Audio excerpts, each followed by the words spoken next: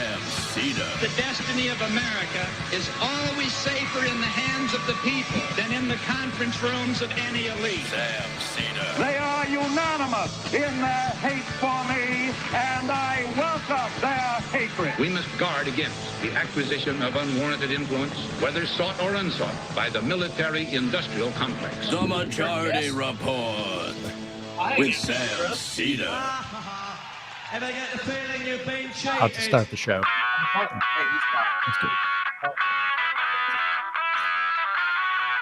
It is Thursday, October 12th, 2023. My name is Sam Seder. This is the 5-time award-winning Majority Report. We are broadcasting live both steps from the industrially ravaged Gowanus Canal in the heartland of America, downtown Brooklyn, USA, and in the Grand Ballroom. Not sure that's exactly what it's called, but the Grand Ballroom of the Bellagio Hotel in Las Vegas, Nevada, where we will interview, continuing on with our coverage, biannual coverage of some of the biggest tort cases in the country. You'll understand why they have implications for you as we go on. Meanwhile, also on the program, was that for a turn? Yep, there you go. Israel continues to bomb trapped Gazans, 2 million people in the Gaza Strip, 1 million of whom are children. Also on the program today, Blinken visits Israel, offers unconditional support for this ongoing assault. Steve Scalise wins the Republican caucus vote and then realizes he won't win the speaker vote as the Republican House is in total disarray. UAW expands its strike to a Ford Kentucky truck plant, which produces half of Ford's trucks in the nation. It's 25,000 UAW workers on strike now. Meanwhile, SAG-AFTRA and studio talks break off, suspended for lack of progress. CIA concedes that the coup it midwifed in Iran was undemocratic. Big of them. And lastly, Cenk Uygur announces a bid for presidency and also a bid to get the Supreme Court to overturn the Constitution Natural-Born Citizen Clause. All this and more on today's Majority Report. Welcome, ladies and gentlemen. Nothing like doing a live show in a convention hall. Emma Vigeland, I know that you saw that, right? Was he trying to debate you or was he trying to compliment you, or are you unclear? No, he wasn't trying to compliment me. I think a security just took the guy out. I don't know. He was there just watching him like they're chasing him around the thing. Oh, really? No, he just came over. He's like, "Hey, dude, you looking for a guest? I'll be a guest." Oh. And I'm like, "I'm just about," and he's like, "No, come on, sit down." And I mean, it's helpful to help produce our show like that. It is Vegas. Yeah. Matt, right, do you exactly. remember that? It's happened before. Do you remember that guy? Long-time listeners will remember there was a guy that, so what I do the first day or so that I get here is I go and I try and meet different lawyers. And some years I have more success than others, frankly, and sometimes they're not as diverse and whatever. But I met this one guy at a cocktail reception, and I think he was pretty drunk, and we started getting into it about politics. And then he showed up the next day, and I think he was still drunk in the morning, and he sat down, and we just had a debate about politics. I remember that. And it was pretty amusing. All right, let's get into this. Everything that I think we had anticipated in terms of what was going to happen in regards to the Gaza Strip seems to be ongoing. And, I'm sort of stuck in this bubble at the moment, but to the extent that I watch any TV, I've been watching CNN quite a bit because I feel like that's a pretty good barometer. And there is this slowly dawning, outside of course, there's a slowly dawning realization that we are sort of on the precipice of a massive crime against humanity that is about to take place. This does not in any way diminish against the horrible war crimes and terrorist attacks that Hamas committed on these Israelis. We are about to witness something I think that is on like a just a bigger scale, and one which will have far less video and far less understanding of, because the Israelis have specifically set out Plan 1, Stage 1, allow no aid, no fuel, no food into Gaza. No electricity, so you can't charge your phone if you want. Cannot charge your phone. No fuel for your generators. Nothing. And ostensibly, this is about the approximately 40,000 Hamas fighters that are in this country. That number could be smaller, could be a little bit larger, but that's, the estimates of a country of 2 million people, 1 million of whom are children. 1 million are under the age of 18. And the 2 million that live in Gaza and over that, I mean, it's 141 square miles. It's one of the most highly concentrated places on planet Earth. So there's no way to be precise in bombing. Precision bombing is already a term that, I mean, is almost farcical on its face. But it's especially propagandistic in this instance.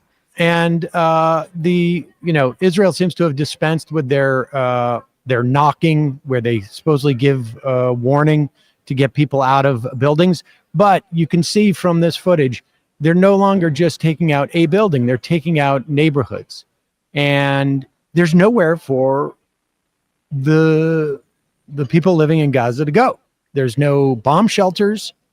There's simply nowhere for them to go. They're being bombed across the country. Here is this report. This report is coming from who Emma? Youssef Hamash.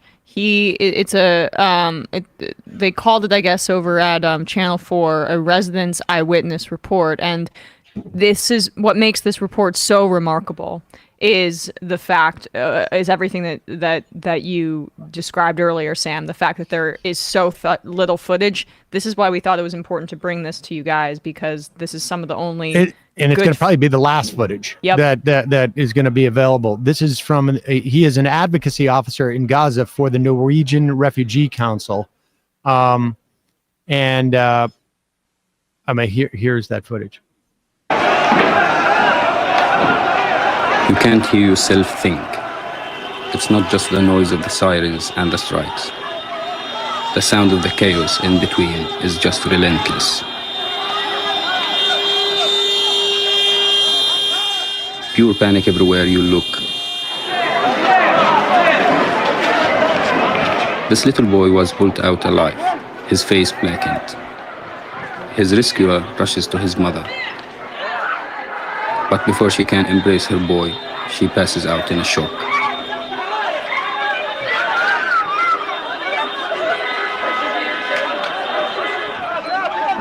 Any car becomes an ambulance. This woman is driven off before the boot can be shut. We've been told to get out, but where do we go? And how do we get there? There are more than 2 million people living here. Almost half are children. Families are rushing, trying to make plans. Every second matters.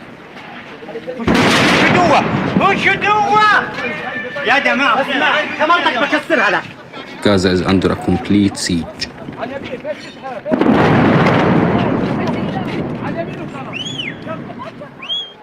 No water, no food, no electricity, and no escape. It's too hard. Some almost give up. But you can't stand still for long. Please, my family, they're just kids.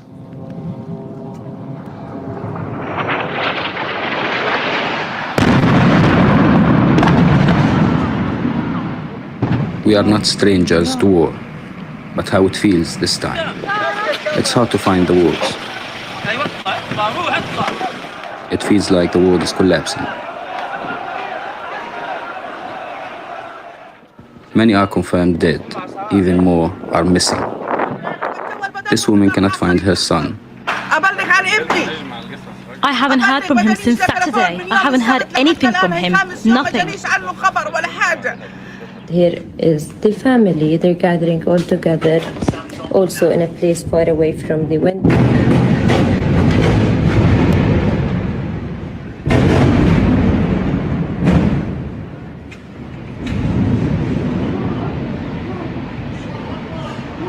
I was trying to explain things, but I think you can hear them now. I'm walking right now close to my home, close to my building, but I swear I couldn't recognize the streets. I'm also afraid walking because any minute anything may explode. This afternoon I met Plestia on the street close to where her home once was. Now it's not even safe to walk. Like as you can see here, this building caught a fire as well, other than the bombardments that happened. So it's not safe. Nothing is safe, literally. Now nothing is recognizable. This is an ambulance. She's afraid of what's happening now and what might happen next. I mean, there's not going to be much more footage coming out of Gaza simply because there's not going to be power to. We're not going to have cell phone footage. We're not going to have much of any of that. And it is, it's incredibly distressing. And again, save your emails. There are plenty of opportunity to see the results of what Hamas did in Israel. That is all over the news media. We have seen it. But you're not going to have opportunity to see that kind of footage and those kind of testimonies. They're just not going to. And there's going to be, it's not a competition, I guess, in terms of like how many dead. But the fact is the number of dead in Gaza, the number of civilians dead, the number of children dead, is going to be exponentially more like it is every time. Always, yeah. In every exchange or conflict or on an annual basis, however you want to break it down, it's going to be exponentially larger amongst the Palestinians living in Gaza. And you can blame them for the existence of Hamas, but understand that dynamic works both ways, if that's what you're going to do. You can't. I mean, Hamas, as we've mentioned, it's a more valuable opponent for the Israeli government than any of the leftist parties that were cropping up in the 80s and 90s, or the nationalist parties as well. That is why Netanyahu was quoted in 2019 in a Likud party meeting saying that if you want to prevent a Palestinian state, supporting Hamas is the way to go. We read that quote before. I'm paraphrasing it now. And why there have now been documented quotes from past Israeli officials saying that they funded Hamas in the 80s for this very purpose, because when you can call all Palestinians Hamas, you can call them all terrorists, even those children crying as blood runs from their head. Even that young woman fearing for her life in her home as bombs get rained down, because in the end, what this project is about is making sure that Palestine is erased. It's always been that, and either by getting Palestinians to leave or by taking their land by force. And now Netanyahu has the ultimate excuse to move forward with this, and it's not going to get better. It's just going to get worse, because it's for him to look inward and to think about what this violence is creating would mean a complete overhauling of his entire worldview and a reckoning with his political, his place in politics, and also some sort of introspection about why that border was less secure because it was aiding the settlements in the West Bank. So from a domestic perspective, if he chooses that for that to be the focus, Israelis are going to be outraged. So all he can do is continue to demonize a population and then kill them. It's just going to get worse. All right, we're going to take a quick break and then get back to the coverage of the Mass Torts Conference 2023 in Las Vegas. We'll take a quick break and then we'll be back with Caleb Cunningham, who's going to talk to us about one of the cases that is being pursued here at this conference. We'll be right back.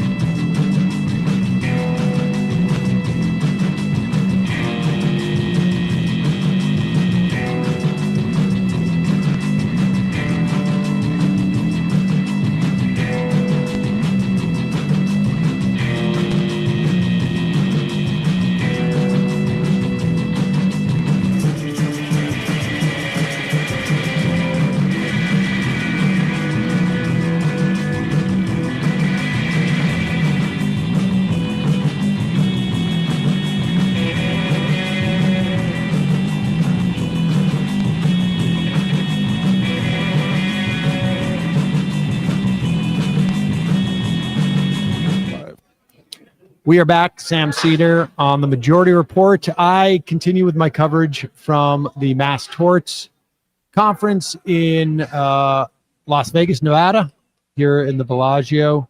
And joining me now is Caleb Cunningham. He is from Levin Papantonio Rafferty.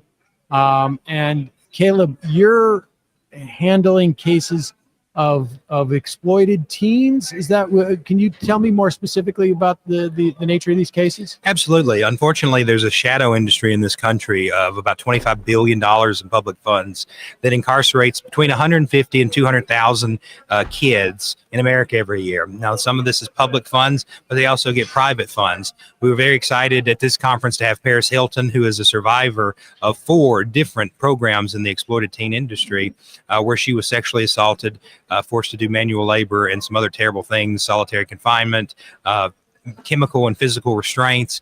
And unfortunately, this is happening all over the country. And with Mike Papantonio and my firm, Levin Papantonio Rafferty, we're attacking this industry.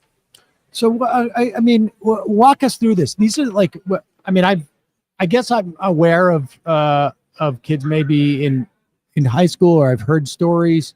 Like, give me a sense of like what these facilities are and why are they all, like, how do you sue them all together? So they can't be sued all together. They're too different, and they categorize themselves differently. Some call themselves wilderness treats. Some of them call themselves gay conversion camps. There's lots of different buckets that these can fall in. But what we see across the industry is lack of regulation, sexual abuse, and physical abuse. And what we've seen in the last 10 years in particular is we've seen Wall Street money infiltrating these companies and doing what the state used to do, cutting staffing, cutting these things, and having grossly unqualified people at these facilities because now it's for profit.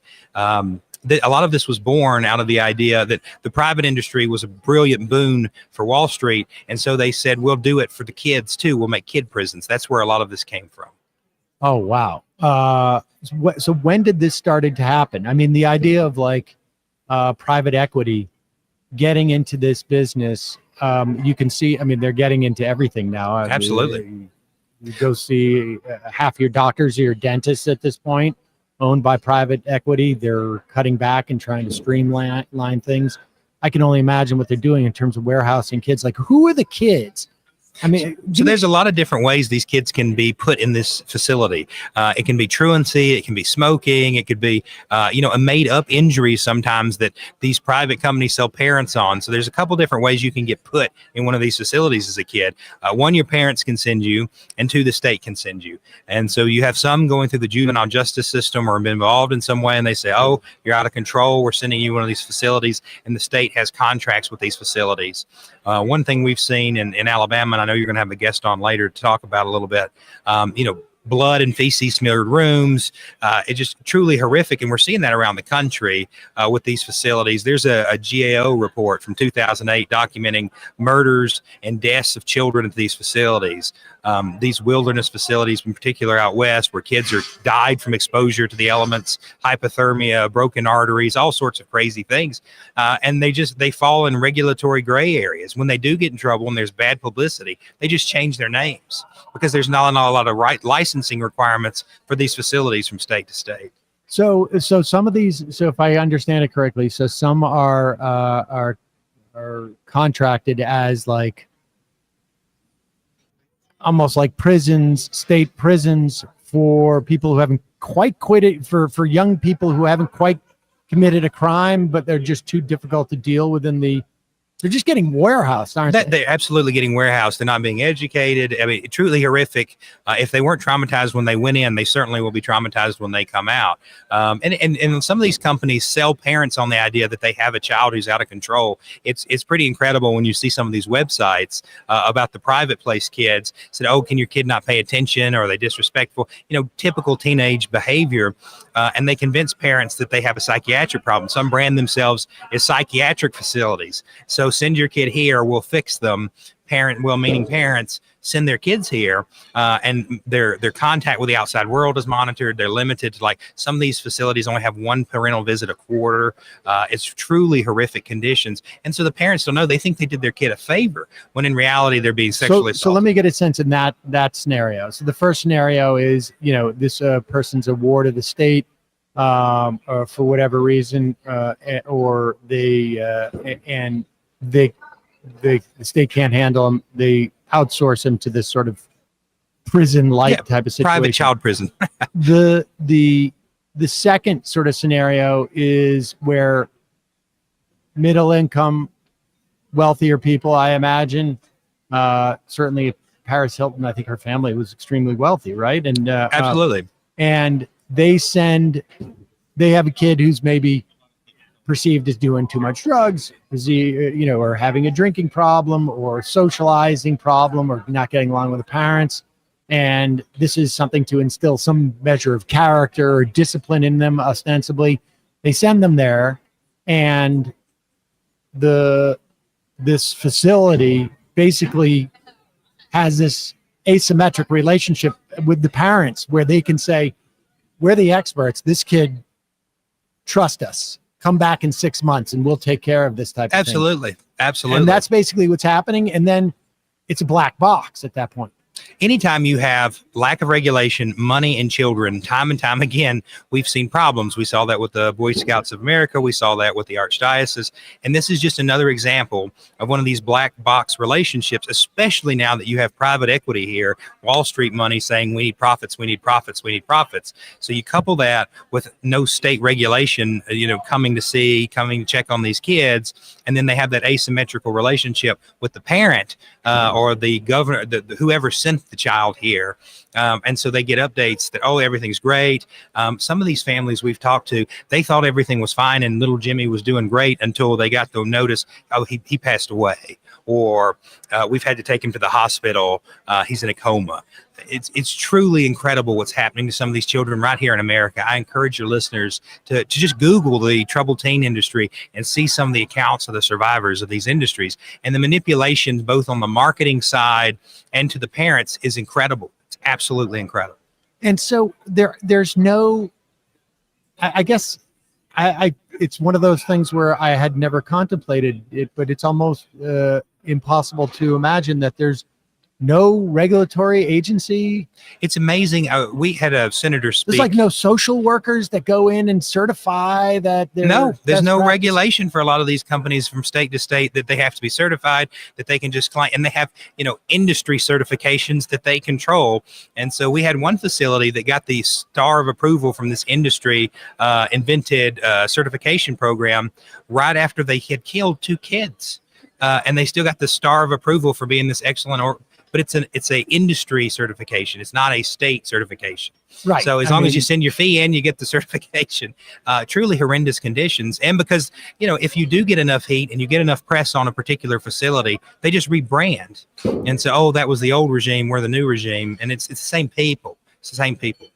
So give me a sense of the different stages of cases here, and how do they get pooled? I mean, how are they mass? Are these just cases that are brought on an individual basis because they have to be brought against specific companies? Or explain to me the dynamic of how this works. So right now, around the country, and we've been coordinating with attorneys on an individual level.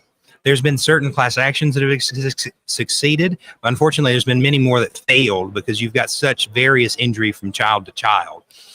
Will you just explain that in the context of a class action? There are specific requirements for you to belong into a class. Correct. So, and it is not a function necessarily of the malfeasance of the defendant, but rather a consistency in the injury that allows you to be in a class. Absolutely, across the plaintiff pool. So because the defendant hurt you differently than they hurt me, we can't be in a class together. That's why MDLs were invented, is because the injury will be different from person to person. But the offense essentially is similar. Absolutely. So the difference being, I go into a facility and I am sexually abused there, versus I go to a facility and maybe I am, they give me wrong drugs for my, for a supposed mental condition I have. I have there's 2 different injuries there, but it's the same sort of level of malfeasance. Absolutely. In that instance, because there's 2 different injuries, can't have a class action suit, but we can have a mass tort because we're saying, you've done bad stuff. It's impacted different people in different ways. We'll figure out how to redress those damages after the fact. Absolutely. With some form of algorithm. Absolutely. Well, and we can bind up a lot of people's cases so they can leverage themselves together against a powerful corporate defendant, especially a Wall Street defendant who's extremely well funded, versus one person who, may not have enough of an injury to justify going after these cases. But when you've got 10, 15, 20 of them against the same defendant, and it's corporate malfeasance or negligence or wantonness, the same behavior caused this child's rape, this child's broken bones, and this child's anxiety attacks. Those are all different injuries, so they can't be in a class together, but we can form an MDL with those kids. How big are these entities? In other words, are these companies that have 1 or 2 facilities? Oh, absolutely not. I mean, so there is some variety. There are some what we call mom and pop operations. Of what we're talking about in terms of the scale of these defendants. So sequel is the one I like to talk about the most because the truly awful some of the things that happened around the country. Sequel was named because the owner had been in the private prison industry, and the follow-up to the private prison industry was going to be these children prisons. And so the Sequel Corporation was born. And a few years ago, they tried to go public, and they self-evaluated to the SEC to be worth about $500 million. Wow. They were in 19 states, dozens and dozens of facilities, and this was just one. They're not even the biggest player. Some of these companies are listed on the stock exchange. They're corporate overlords or hedge funds. So some of them are worth billions of dollars. It's truly incredible, the size and scope of some of these facilities and their parent organizations. But you also have some religious organizations that are in this space that are under the umbrella of a national religious organization that are running these camps, and some truly horrendous abuses coming from those as well. And so what do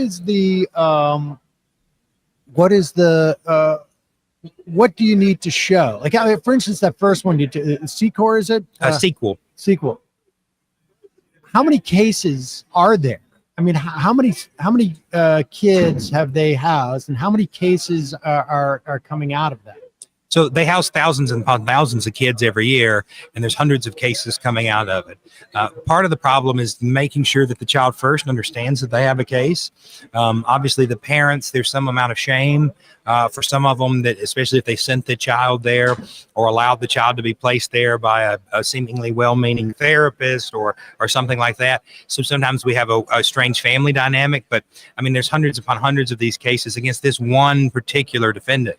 So some of these defendants have thousands of claimants against them because of what was done. And when you get into particularly awful facilities, there could be thousands upon thousands of kids who went through there over the years. I mean, I imagine on top of like the idea that there's some type of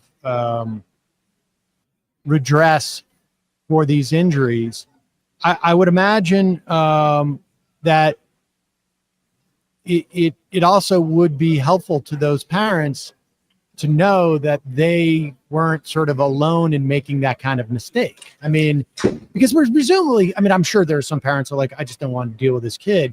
But I would imagine the vast majority of them, they're desperate. It's their last, their last sort of like step in trying to deal with a kid that seems to be out of control, and they're concerned about where the next thing happens. Absolutely. I think so many of these parents are so well-meaning, just trying to help their child. And that's every parent's worst fear, is that something you do causes harm to your child. They're unaware. The marketing, the slick marketing, and the false promises, the snake oil that they're sold, that these things can be fixed by tough love. A lot of this industry, unfortunately, the history is quite fascinating. Was started by a cult, and had a cult faction in the 80s, and then this industry. What cult started this?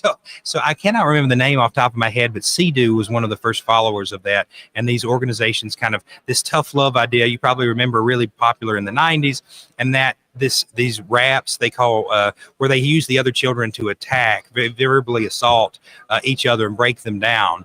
And Paris spoke about that yesterday during the main conference, that she still has nightmares as a older woman now from what happened to her at these facilities and the verbal and physical assaults that she had done. Jeez. And so what if there are folks who are these cases, are your clients both students and parents? Absolutely. And so sometimes there's different claims they can bring. We've seen claims and brought claims under Consumer Protection Acts because of the false marketing, because of the false branding. We've done medical malpractice cases because of the chemical restraints that some of these children, I mean, heavy psychotropic drugs given to every child to keep them chemically compliant. And so different claims can be brought by different people. Some of these people are older now, and they're, sexual assault cases, and so maybe have a longer statute of limitations depending on the state.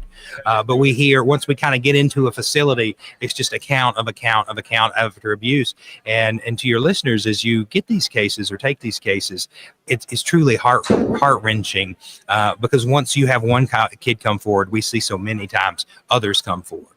Well, really fascinating, really disturbing. Caleb Cunningham, thank you so much for talking to us about it. Thank you for having me. We appreciate you. All right. All right, folks. In just a second, I think we have another guest. Scott. Okay. That door is also shutting. Hi, folks. Yeah. Yeah.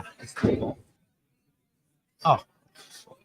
There's can you guys hear that sort of it's like a door?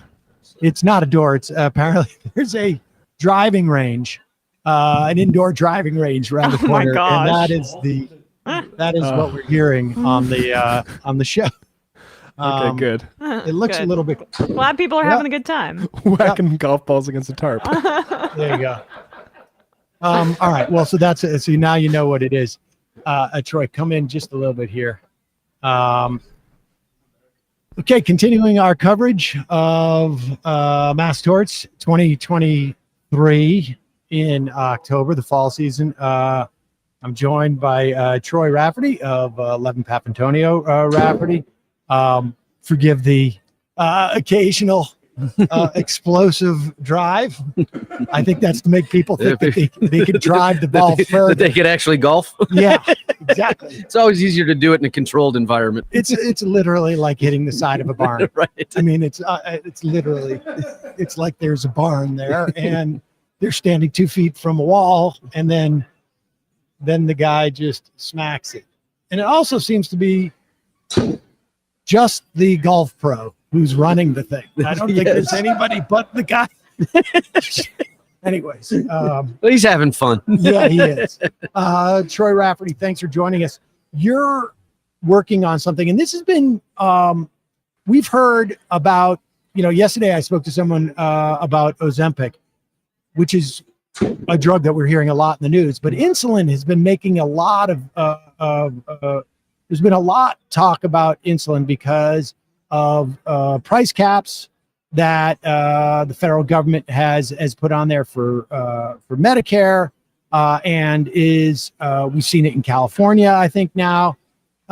You're working on a case about price fixing for insulin, and just take us back to talk to us about the development of insulin, because when people hear this story that, insulin, this is not a new drug. No, it's been around for over 100 years. And the price has increased exponentially over the years. Yeah. So what's happened is, this is a drug that's been around for, and let's not lose track of the fact that it's a life-saving drug. Diabetics that affects 34 million, 35 million people in America. 88 million are pre-diabetic.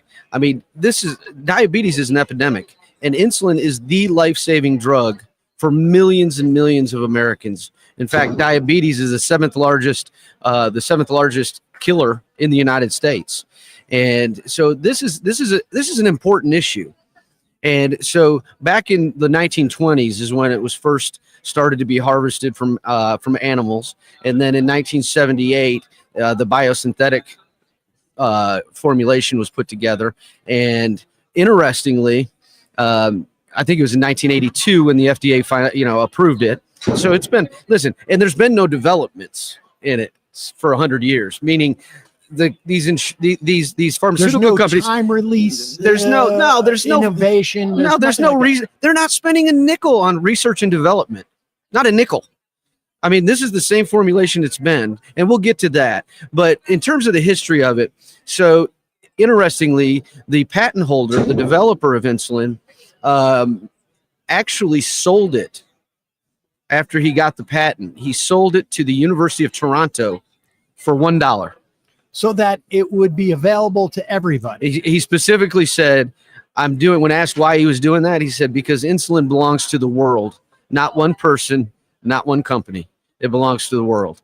And he's right. That's what it is. But now you fast forward and you look at what, starting, how did he go wrong? Like, what did he not do to prevent what has happened? Or is the point is he did everything right, but there's something been going on with the production of insulin that has made it go sideways? Yeah, I think what he did wrong was he was caring.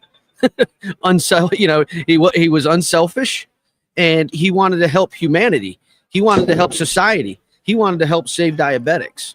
And, and anytime you have something like this, that people have to have, these corporations with their greed and their desire for profits and their stock, their sole focus on stock price, they're going to figure out a way to turn that into money. And that's what happened here. And so, I think, can we just take one? Oh, sure. Will you just give us a brief explanation? I should really say me. I mean, I have a diabetic cat. I still, for the life of me, can't quite figure out what it even means that he's diabetic.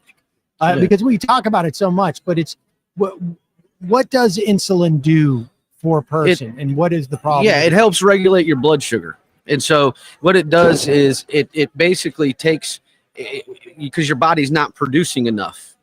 And so that helps you create the necessary blood sugar levels that you need.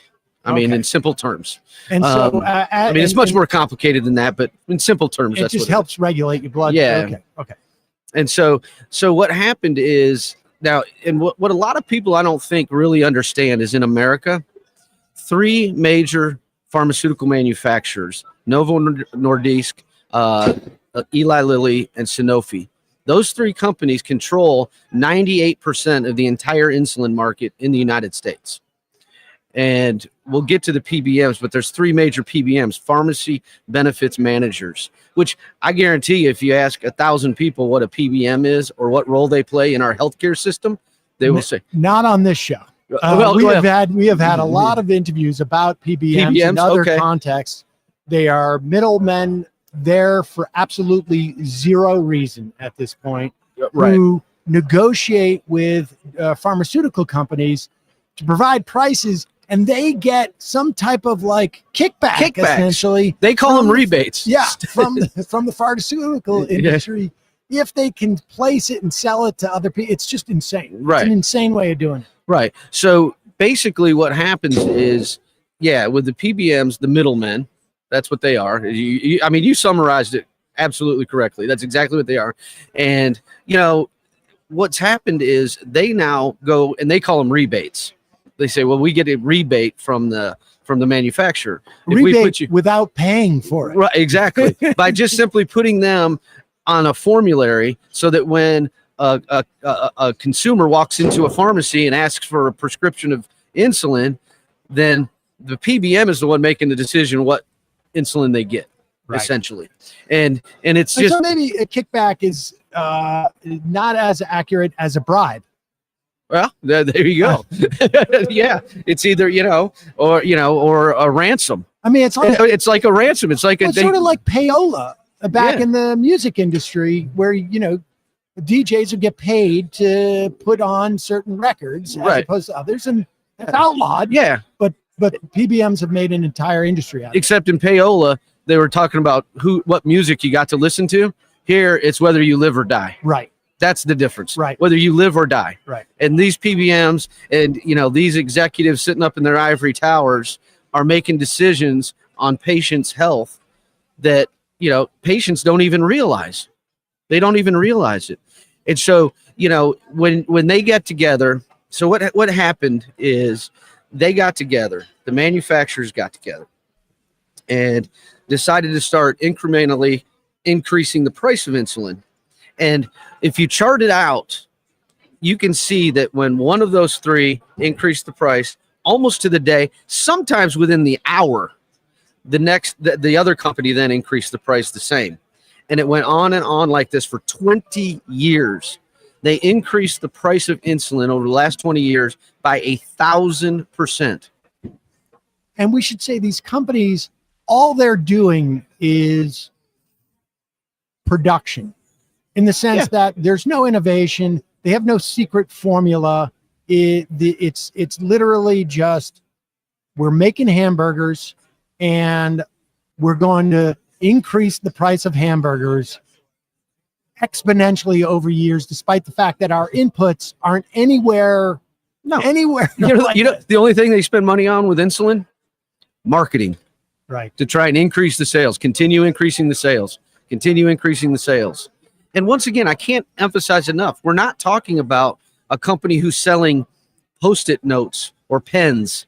This is a life-saving drug that people need. And what's happened because of their corporate greed, because of everything they've done, patients out there are having to ration out their insulin. Okay, because there was a study done by Yale in 2020 that basically said that the diabetic population is having to spend their income at catastrophic levels. That's the word, catastrophic levels. Whereas they should be spending a very small amount of money for their insulin, because it only costs like between $2 and $4 for these companies to make a vial of insulin. I can tell you that when I buy one this size for my cat, I have no cat insurance. I should have probably $300. Yeah. $300. Yeah. And it costs $2 to $4 to make it. $2 to $4 to make it. And think about this, because of the increase in technology over the last 20 years, increase in productivity of the processes. Okay, they've actually continued to decrease the price of manufacturing. That's what they concentrate on, is putting together technology and processes so that they can continue decreasing the cost to them and increase their profits. That's all they're concerned about. I mean, listen, and I don't say this lightly, but what they've done here, they should be taken out of their ivory towers. All of these executives that have participated in this, they should be taken out of their ivory towers in handcuffs. They should be walked downstairs and paraded out in front of people and taken to the criminal court system. But the criminal court system, the criminal justice system isn't going to do anything. Look at opioids. Right. Not one executive was ever tried in an opioid case for everything. And think about all the millions of Americans that the opioid manufacturers killed. And now we've got the insulin manufacturers. And this is really one of the most egregious cases of corporate greed that I've ever seen. Okay, so and let me just say before we get further into the details, this is why I think like the U.S. government should just be in the business of making insulin. It's not dramatically different. It's cheap to produce. We don't need any of these people, as far as I'm concerned. Yeah. But short of that, what do you do? So, like, how do you go in and who are your plaintiffs in this instance? And are the defendants all of the manufacturers? I mean, how do you go about the mechanics of this case? So what we've done is we filed lawsuits against the 3 major manufacturers and 3 major PBMs, because the PBMs, the 3 major PBMs control 90% of the market. I mean, so it's a very small, you would think that there would be all sorts of manufacturers out there making insulin. They don't, because once again, as part of this scheme that these manufacturers have entered into, they put roadblocks in there. So the PBMs will say, because of generics, why aren't there generics out there? Well, because the PBMs specifically say we're not going to put on the formulary any authorized generics. So why is another person going to create it? Because with the 3 manufacturers and saying we're going to protect the market because absolutely we are the gatekeepers and we just won't let them through the gate. Well, yeah, and we can get because your prices are so high, we get bigger kickbacks. That's what it is. It's like one of those vicious circles. Yeah. And so they get the kickbacks, and the higher the price that the manufacturers are charging, the more the kickback. They get a percentage of the kickback. And so that's what it is. And that's why. And so basically what we're doing is we're suing on behalf of, because it's the victims that are suffering, the consumers, but it's also, the taxpayers. And that's what I don't think a lot of people. The U.S. government pays for a lot of this too. I think the problem is people don't realize, and I admit, until I dove into this case about a little over a year and a half ago, I didn't realize some of the stuff with insulin was going on. I'm not diabetic, and nobody in my immediate family is. So it's like, one of those things where you've got a concrete example where you're now seeing it in terms of that. But what we're doing is we're suing on behalf of all self-insured payers, meaning cities and counties, for example. Many cities and counties are self-insured, meaning every time somebody walks down that pharmacy aisle and goes up to the counter and hands a prescription, the city or county is paying for that because they're self-insured. And guess who's paying for that ultimately? City workers, county workers, everybody. And so think about that. They're family members that are covered under the plans. So think about that. So who ultimately is paying the price for that? For these executives to live in their, mansions and drive their yachts. Who's paying for that? The taxpayers are paying for that. That's the bottom line. So where's the Federal Trade Commission? Where's Good question. The FTC? Where is anybody from the government? Where is anybody? And that's why I say, if the criminal justice system isn't going to hold them accountable, if they're not going to do it, guess what? We will.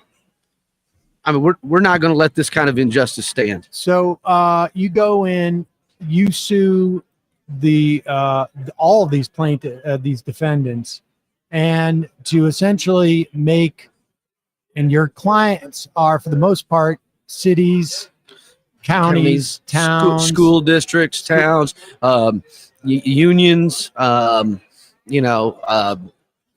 large self-insured employers. All self-insured folks. I yes, see. Okay. yes. So because they're the ones paying out the money, So if you prevail, what are the sort of, I mean, aside from making these your clients whole on what they've had to pay an excess amount, what are the knock-on effects? In other words, like, I would imagine at one point in the process, the FTC, and it's a different FTC than it was 3 years ago. I mean, a significantly different one now. That's just hanging out there. Or if I'm a state attorney general, for instance, and I've got, I could do this on behalf of insurance companies. I could do it on behalf of just people who've been doing co-pays. Yeah. I see all of what you've got in discovery, all of what you've been able to establish, ultimately, maybe is there an admission of guilt when you guys, if you guys end up coming to some negotiated settlement? I mean, what happens at that point, and what's there for state attorney generals, district attorneys, U.S. government to then pursue on the same issue? Sure. We've actually got several attorneys general that have filed and that are in the process of getting together the material we need in order to file for attorneys general. They're very interested in this because of the reasons you just kind of went through and discussed, because really the main goal is disgorgement of their profits for the last 20 years and putting that back into the pockets of who it truly belongs to, and that is the taxpayers and the consumers throughout the country. And so what we have to do is these are ill-gotten gains that these companies have been raking in for 20 plus years. And what we have to do is hold them accountable. One of the things that's for sure is they didn't expect, 20 years ago for me to be rifling through their file cabinets. Right. But that's what's going to happen. And I can promise you, when we get into these documents, it is going to show exactly what we know happened. And that is the collusion between the manufacturers, the collusion between the PBMs to make sure that they keep increasing. Now, here's an interesting thing too. If you look at the price of insulin in America and compare that with the price of insulin internationally in other countries, it is a fraction. I mean, a few percentage fraction of what we have to pay in America. Now, what's wrong with that? I mean, there's no answer for that. Right. There's no answer for it where you can go to England and get, insulin for, 5 cents on the dollar that we're paying here in America.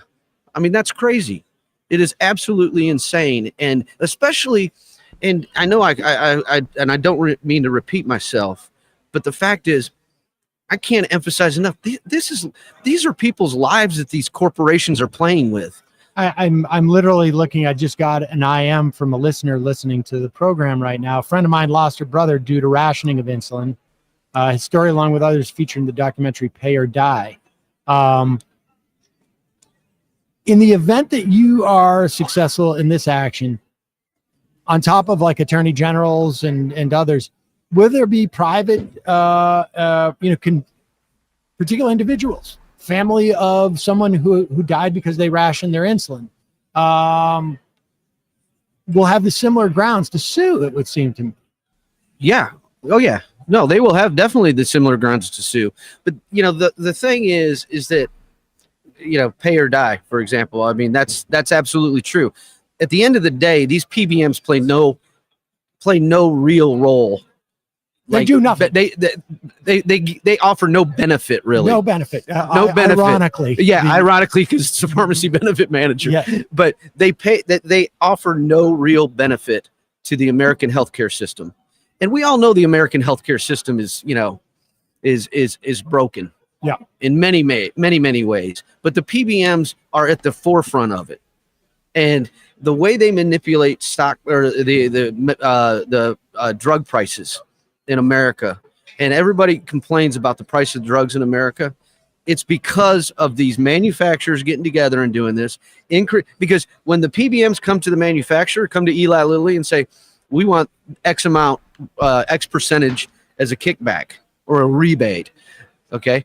When they do that, guess what the manufacturer is also going to do? Increase the price. They're not going to dive into their profits for the PBMs. It's so strange. How did the PBMs develop? I mean, because it's one thing to say, like, I'm the person shipping this stuff everybody, but how did PBMs develop?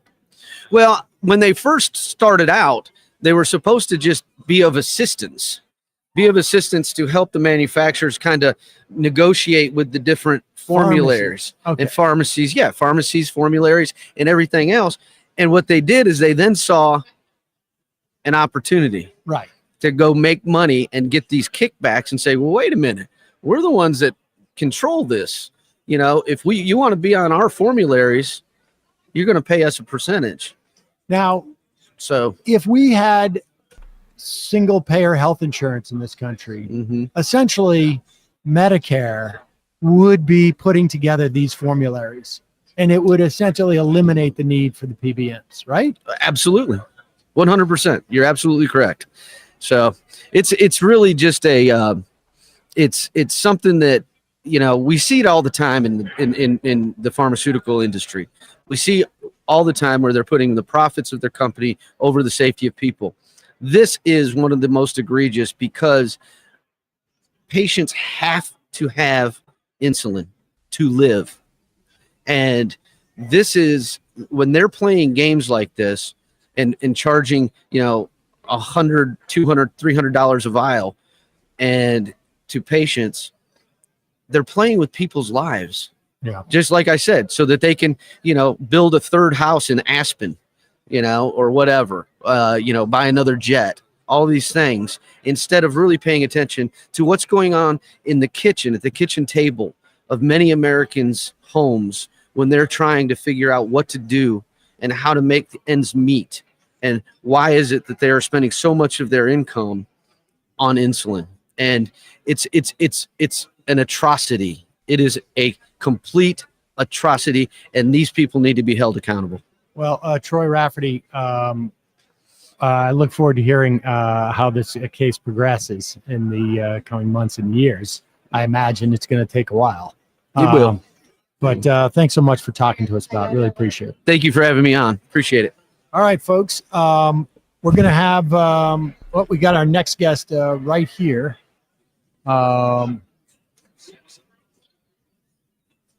He's coming over here. A lot of people I've interviewed at this point. Am I freezing up on your end, guys? No, you're looking good. Okay. A lot of folks I've interviewed over the years, this time around, for different things. Joining me now is Peter Mouget. Good morning. From your voice has gotten a little deeper. I think it might just be the time of the day and how late I was out last night, but working. From Levin Papantonio Rafferty. Right. And last we spoke a bunch of times, I guess years ago in particular, because you were heavily involved in the sort of like financial fallout from 2008, 2009, the financial crisis.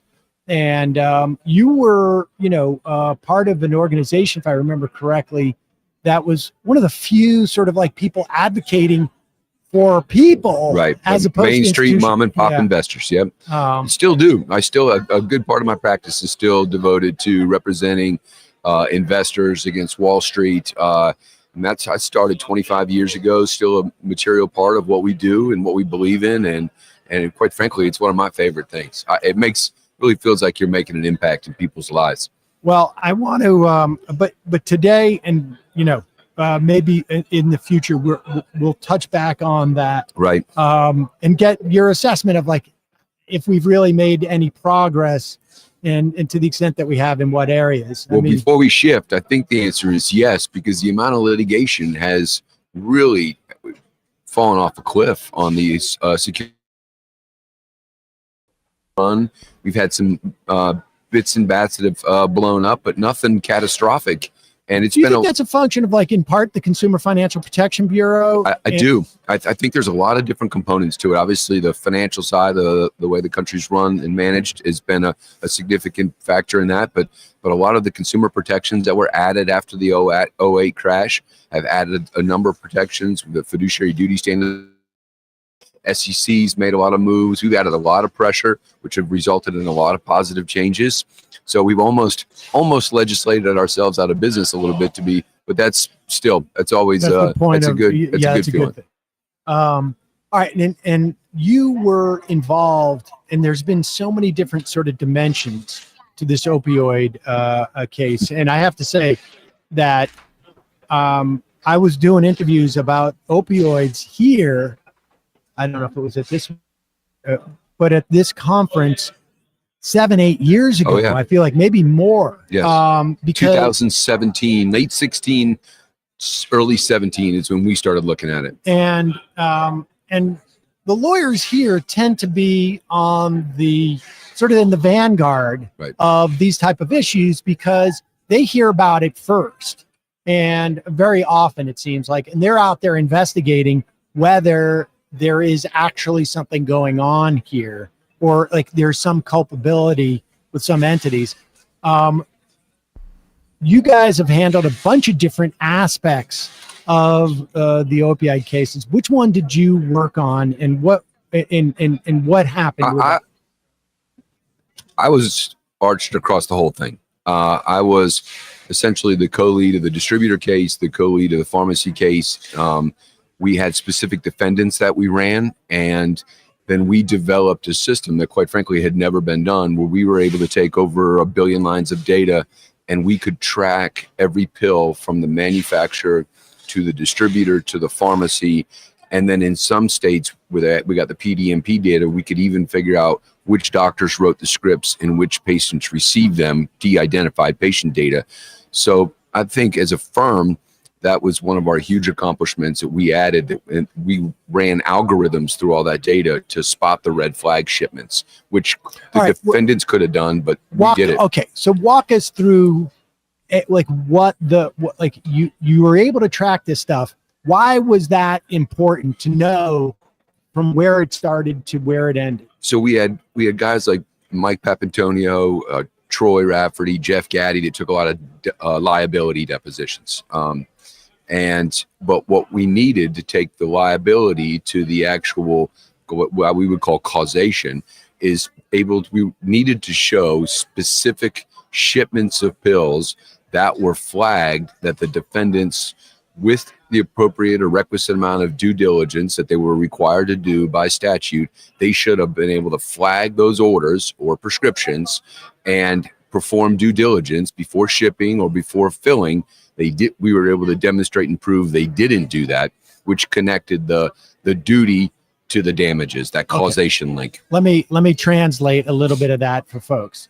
By tracking the pills, you could see that there were more pills, opioid pills, specifically being sent to regions or municipalities or towns that were larger than one would anticipate would be needed there. Right. So you could see abuse, essentially. You could see downstream over prescriptions and abuse. You could see that upstream in the process. Right. You could see it up here when it was going to hit the streets, essentially, or the doctor's office here. And whose responsibility on a statutory level is it to monitor that stuff? All of the participants. It's called a closed system. So in order to participate and have the trust. And who are the participants? So that the manufacturers, let's go through the whole upstream all the way down. Manufacturers, then it goes to distributors. They are both members of the closed system and we have a duty per statute to only ship opiates because of the dangerous nature of them if they don't have any red flags. Okay, so the U.S. government has laws that says you got to have a system. So we're talking about the manufacturers. We're talking about like Purdue. Yes. Everybody goes to Purdue, but oddly enough, Purdue, which was kind of the focal point of the story, because I think a lot of the documentaries and so forth, Purdue's market share was about 14%. The huge players were SpecGX, which is an Irish company that was based out of the Midwest, St. Louis. They had about 40% of the market share. So SpecGX, Activist had a huge market share, and then Purdue. But yes, that's kind of the manufacturer space. And then the middle men are like McKesson. Yep. And who else would Cardinal. it be? Cardinal. And ABC, AmerisourceBergen, all Fortune 100 companies, huge companies. And then what's also really interesting on the distributor side is you also have Walgreens, CVS, Walmart, your local distributor. They've gotten into that game. It's a lot now of grocery stores. So they were self-distributing. It's called vertical integration. They went up the food chain. They captured the profit from the distributor side. So they were distributors and pharmacies. They had access to a ton of information. Now, if I remember correctly, maybe this happened about 5 years ago, there is a statutory obligation for these distributors to essentially say, hey, wait a second. Why are we sending X number of opioids to this town in West Virginia? Right. That doesn't make any sense. There's only 10,000 people that both live the town and the pharmacy. I mean, they could see right into the pharmacy. Why is this little pharmacy in a neighborhood? They tried to get that law changed. They did. When it became clear. They did. What was that, like 4 or 5 years ago during the Trump years? They were trying They've tried a few different runs. They've tried to get that law changed because they realized, like, we're in trouble here because we've broken the law. Now, what price did they pay? Like, where were the police? Or is there no police in the system unless you guys show up? There are police in the system, but this is kind of, this is our model in the U.S. of self-regulation. I don't care if it's your food that you eat on your table, it's your securities, it's your opiates. Our model is we have the DEA, we have the FDA. They're understaffed, undermanned, but they had all this information, like the data I was talking about, referencing before. That was in the DEA's basement. Everything I had, what they had. That's where I got it from. So the government, both federal and state, failed at every level. They had the information. It was their job to implement or enforce the rules or duties we're talking about. It didn't happen for many reasons, but in large part because it was a tsunami without enough people and not enough resources. So I feel like once again, what's happened is the plaintiff's bar has come in after that system has failed, and we've cleaned it up. And we exposed it. We put lights on it. We got it out in the open eye. Huge payments. I mean, we're at $62 billion right now. And who are the clients in this instance? So the clients are predominantly cities and counties around the country and states. And it's one of the first times in the history of jurisprudence, it absolutely worked beautifully, where the states and the local governments all worked collaboratively with outside private counsel, with cases driving in state court, the federal MDL, and we exposed this by working together with state and local governments, and those were predominantly the clients in the MDL that drove all this. For example, we represented 750 cities and counties and about 9 states, representing about 27% of the population. Those were our clients, and that was representative of what across the U.S. And so these states, these counties, these cities, they're getting this money and they're creating more often than not services to deal with the implications. And well, I should say, we should maybe just reiterate what's their claim. Like, why would states and counties have a claim here? Because they're theoretically not in the chain of events. And there's several different areas that they're responsible for. But essentially, if you take a look at it from a really easy, straightforward perspective for especially local governments, cities and counties, every time there's an overdose, the ambulance goes out. Every time there's Narcan administers, the extra police force.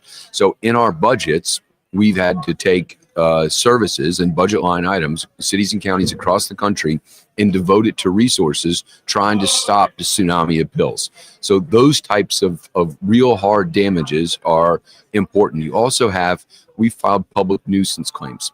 So a lot of our cities, we have lost parts of our cities. People cannot enjoy the parks, the downtown streets. There's needles everywhere. Essentially telling the defendants, clean up your mess. This is this huge mess you've created. We have all of these people that need treatment that are now coming in and using public resources for treatment. Defendants, you didn't stop the tsunami of pills as you were required. Clean up your mess. That's essentially the claims for damages. The damages, as you can imagine, I mean, opiate overdoses are now the leading cause of death in the United States and have been for over a decade. And now we have fentanyl problems.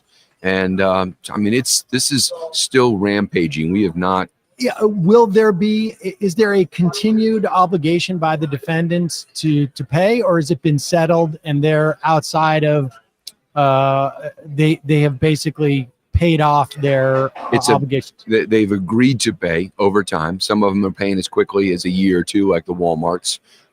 It's $62 billion, but the total tail, we probably have 15 more years left. However, there's still dozens of defendants left. The PBM space we're moving into now, that those cases are getting activated.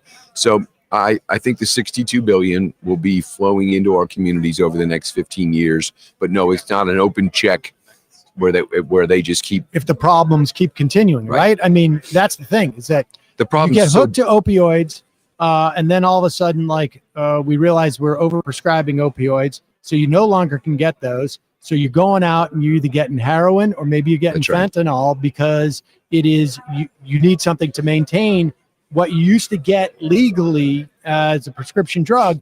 So that problem travels through the years, and right? If you're sitting listening to this podcast, you're thinking, well, why in the world are these defendants responsible for illicit fentanyl that's coming in from China or from Mexico, or heroin off the street? There were documents going back to 2010, 2000, and 2012 that the DEA put out. It was called Cycle of Addiction was the title. And DEA went on a road show all over the United States to educate all these. And the Cycle of Addiction was a circle with a bunch of arrows on it. And it was a stop along the way, starting with hydrocodone, then going to oxycodone, then going to OxyContin, then to heroin, then to the illicit fentanyl. And they were warning all these defendants, saying, look, the pills, once you get people hooked, even if we start to shut the spigot off on the pills, which happened 2012, 2014, you saw the peak starts to come down. That doesn't mean we're over. We've now created a generation of addicts. The addiction is just incredibly that's what powerful. They've perpetrated. They've created the demand. That's right. It's not just a function of providing the supply. They created the demand. So now you have created the addiction. A generation that cannot get off without treatment. So now they're folks have moved to heroin and fentanyl. Everyone knew that was the cycle, and that was going to be the problem in 2010. You got to the point of a no return. You could not get back because you had so many people addicted from the flood of pills that came into our communities from 2000 to 2010, 11, 12. All right, and just so I can help explain to folks listening the sort of components that are necessary here, I want to analogize this to, let's say, gun violence. Right? Because we also have an epidemic of gun violence. Right. Cities, cities and states and municipalities, they pay so much money to deal with guns in one form or another. Policing, medical treatment, school safety. I mean, it's just on and on. That element is there in terms of the function of the product of guns. What's missing in between is a law passed by our government that requires some standard of care by gun manufacturers that would hold the gun manufacturer to a certain standard. And if they failed to reach that standard, then things would be actionable. But because of the gun lobby, there are no statutes that say you as a gun manufacturer, you have to put safety, bio, you need to fingerprint triggers, or you can't have weapons that can fire this quickly you can't, release this amount of rounds in this amount of seconds. Or if there were any standards put on the manufacturing of the guns, then there would be actionable cases, but there are none. Is that right? That's exactly right. Now flip it back to opiates. The duties were so clear by federal regs and statutes of what the manufacturers and the distributors were supposed to be doing. It's not that they just didn't do a good enough job. They didn't do it. They literally made decisions internally to say, we know what the regs are. We know what our duties are. We aren't going to fund these budget items. We're not going to buy the computer systems. We're not going to hire the data guys to do all this. So that duty that's different from the guns to the opiate space is a critical difference. And then also add into the mix at the manufacturer side that participated and worked with the distributors on marketing. So they educated our doctors. They held conferences. They got the message out that opiates are safe. They're not addictive. You're okay. You can take these for long periods. So you had active participation from these defendants. The difference between the guns and the pills is the defendants in opiates were telling doctors and patients, this is safe. You can take these. This is okay. When all the academic literature said to the contrary. So that's also another huge difference. That's another element of it. But it also shows, like, I also wanted to show the relationship between the government and what you guys do, because in many ways, I mean, I've always described it as sort of like, it's imagine you're in sort of the Wild West. Yes. There are laws. You're not allowed to kill somebody, but the town doesn't have enough money to hire a sheriff. And so they deputize people, and that's sort of basically the dynamic. That's where we started. We talked about self-regulation, which to me is so sad that in order to participate in our economy in the United States, it was one of the best economies in the country. We ask simple things like, here's your responsibilities for this privilege of doing business, and your responsibilities are these regs, are these statutes that you have to comply with, self-regulation. And we over and over and over again. We have companies that don't comply. And the problem is the civil penalties and the criminal penalties just aren't staunch enough to smack people back into compliance. I'm telling you, if we threw a few people in jail, we wouldn't see these problems over again. I don't care if it's securities. I don't care if it's opiates. Hold people accountable at the individual level by hitting the companies with fines. The shareholders pay it. Right. I mean, it's ridiculous. Quite frankly, we pay it. I mean, all of us that are invested our stock, our retirement plans, we're paying these fines and penalties. Peter Mouget, always a pleasure to catch up with you. Would love to spend more time talking about what we've done in terms of finances, but maybe we'll save that for the spring. Sounds good. All right, Sounds Peter good. Mouget, Thank you, man. thanks so much. I appreciate it. Folks, let's just take a quick break, and I figure out just do a little bit of counting. So we'll be back in just about a minute. Okay.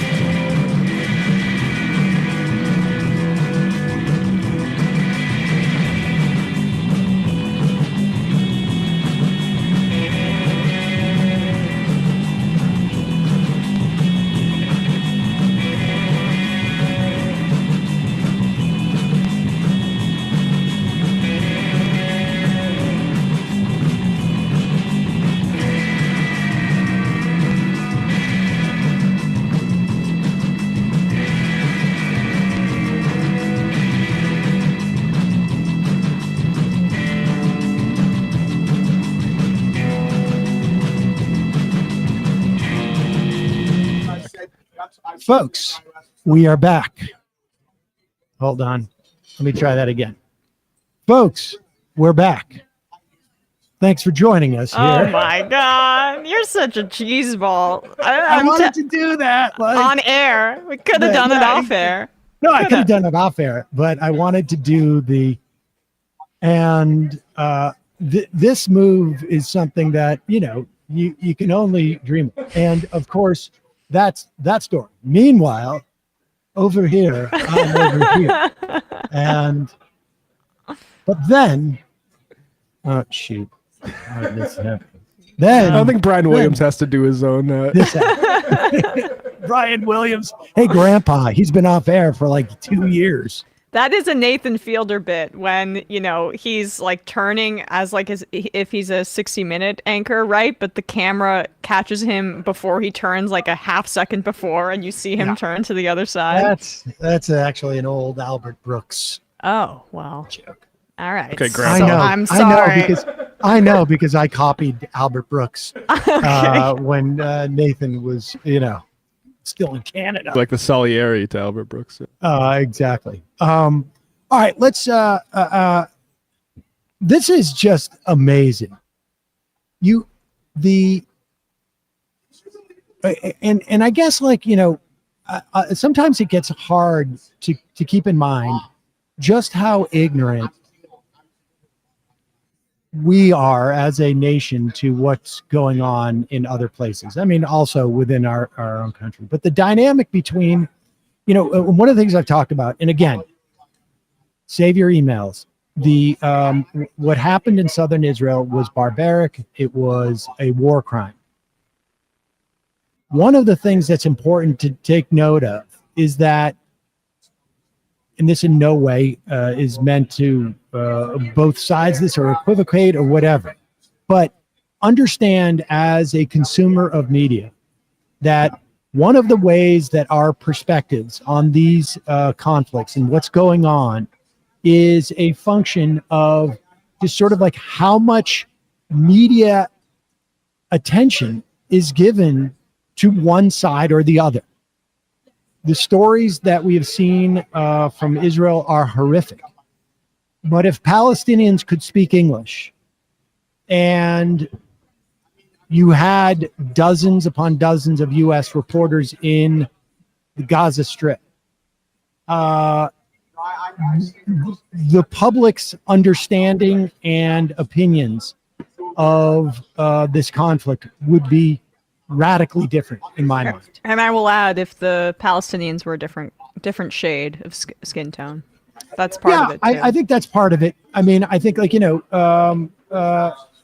there's still like an element often of, I'm sure that's part of it. But I think even despite that, if Palestinians spoke more Palestinians, I'm not saying they should. I want people to understand. I'm just making it trying to argue that our understanding of this conflict is a function of the media coverage, and a lot of it.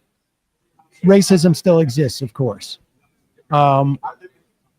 Here is a Fox and Friends, sort of almost like laying bare how people's ignorance plays into this in almost a hilarious. It would be hilarious if it wasn't so tragic. There's 18,000 day passes that Gaza residents could come into Israel and work. Obviously, that's been rescinded. They shut the power, they shut the water. So there was some semblance. Pause it 1 second. Pause it. So I want to make something clear. Oh, sorry. Yeah, let me turn that down. Sorry. They're talking about the 18,000 day passes that Gazans had to come into Israel and work. Gaza is a completely blockaded island unto itself, with one road leading to Egypt where some supplies come in.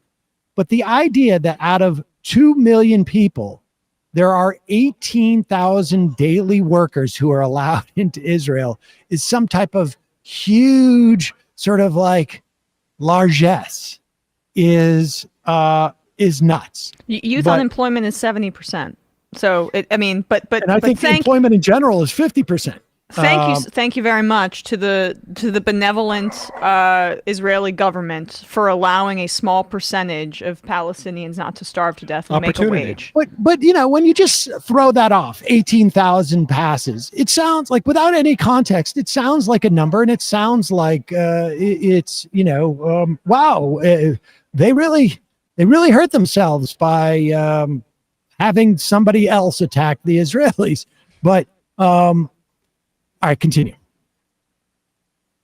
Of cohabitation between them, even though a lot of people thought the border fence, which was a smart wall, was too much. Now you realize it wasn't enough. Brian, explain this. If they hate Israel so much, what is a smart wall? They got out the sharper image. Yeah, I guess. Yeah, so smart, like the border fence. I mean, again, another lie here. We have to go lie by lie. Like the idea that this is a relationship between two people who can cohabitate. I saw somebody on who I was less familiar with on TYT, who this guy who did the dolphin fetus thing with Charlie Kirk, make some claim that that this is not a system of apartheid because the settlements in the West Bank and Gaza by the Israeli kind of right-wingers and fundamentalists mostly, that they're going into those areas to integrate, and that they're living side by side together. Now, that is similar to what you're hearing right now on Fox News, because that is not what that is. It is not a one-to-one relationship. One is the occupier, and the other is the occupied.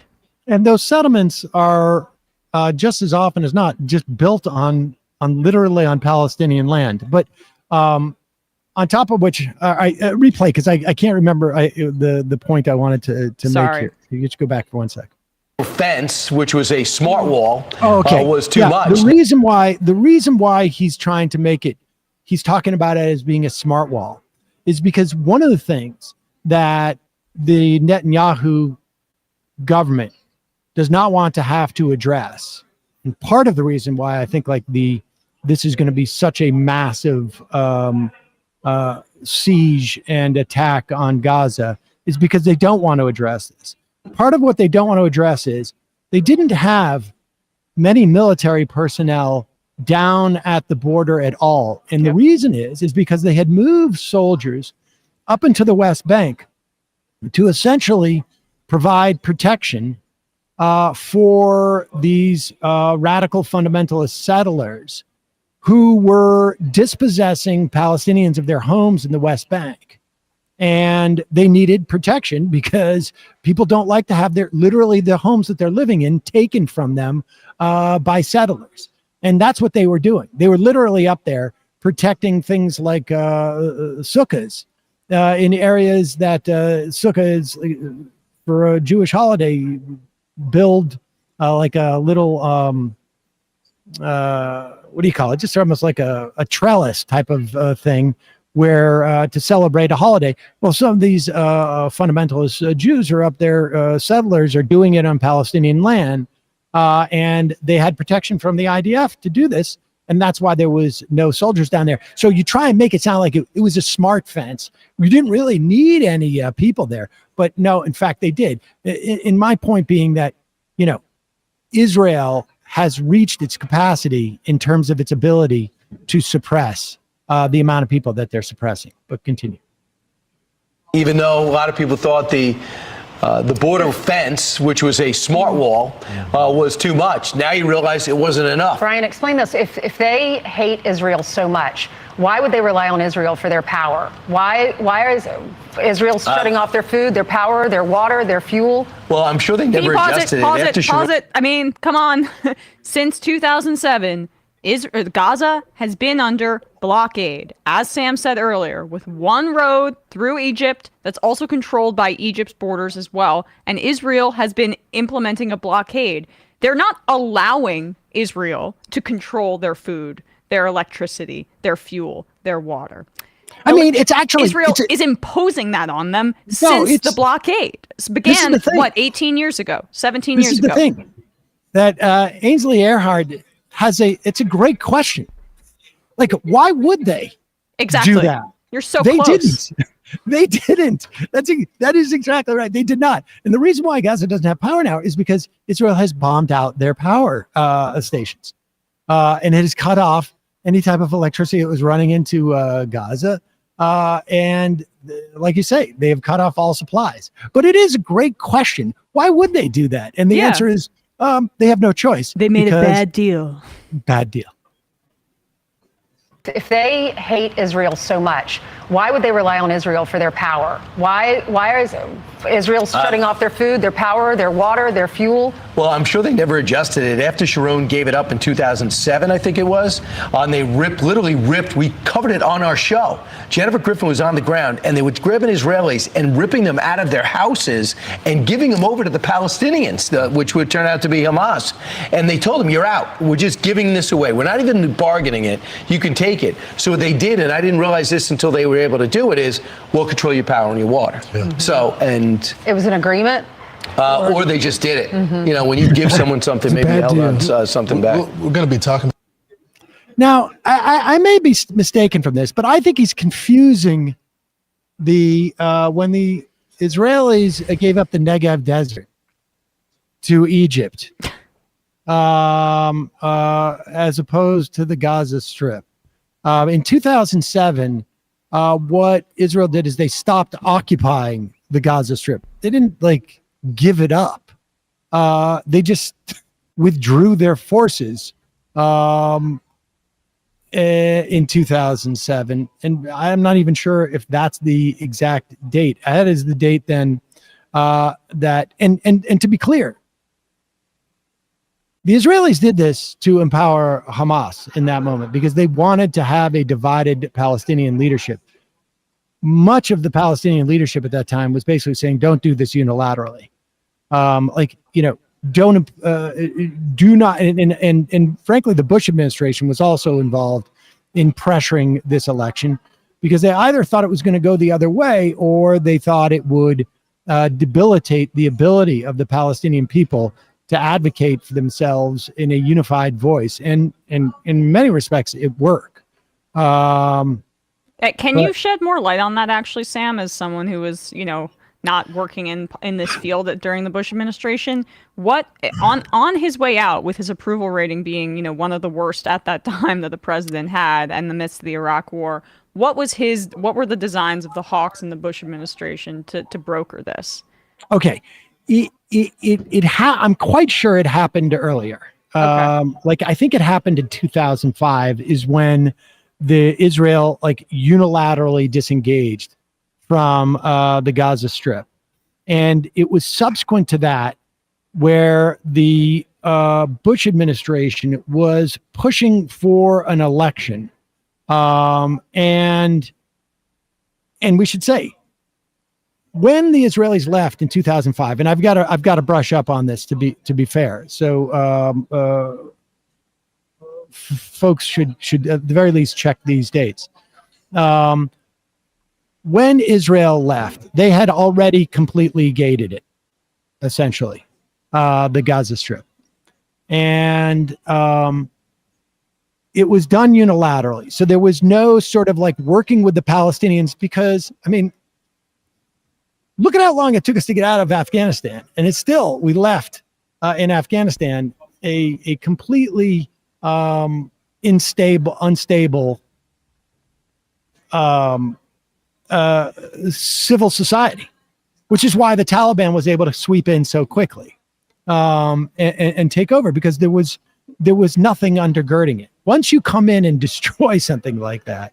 And so unilateral disengagement was specifically to essentially to make sure that there was no opportunities for the Palestinians to build on any type of civil society in that. And Hamas, one of the reasons why, and we should say, I think they maybe got 45% of the vote, 17 years ago or something, or maybe time elections 52. were. Last time elections were even held. Well, the only time elections were held, and there was a lot of Palestinians, particularly on the West Bank, and the Palestinian Authority at that time, which was sort of in Fatah, which is a rival group to Hamas, was we're not in a position to do this, because what Hamas was doing in addition to the sort of like terrorism military wing, if you will, different people will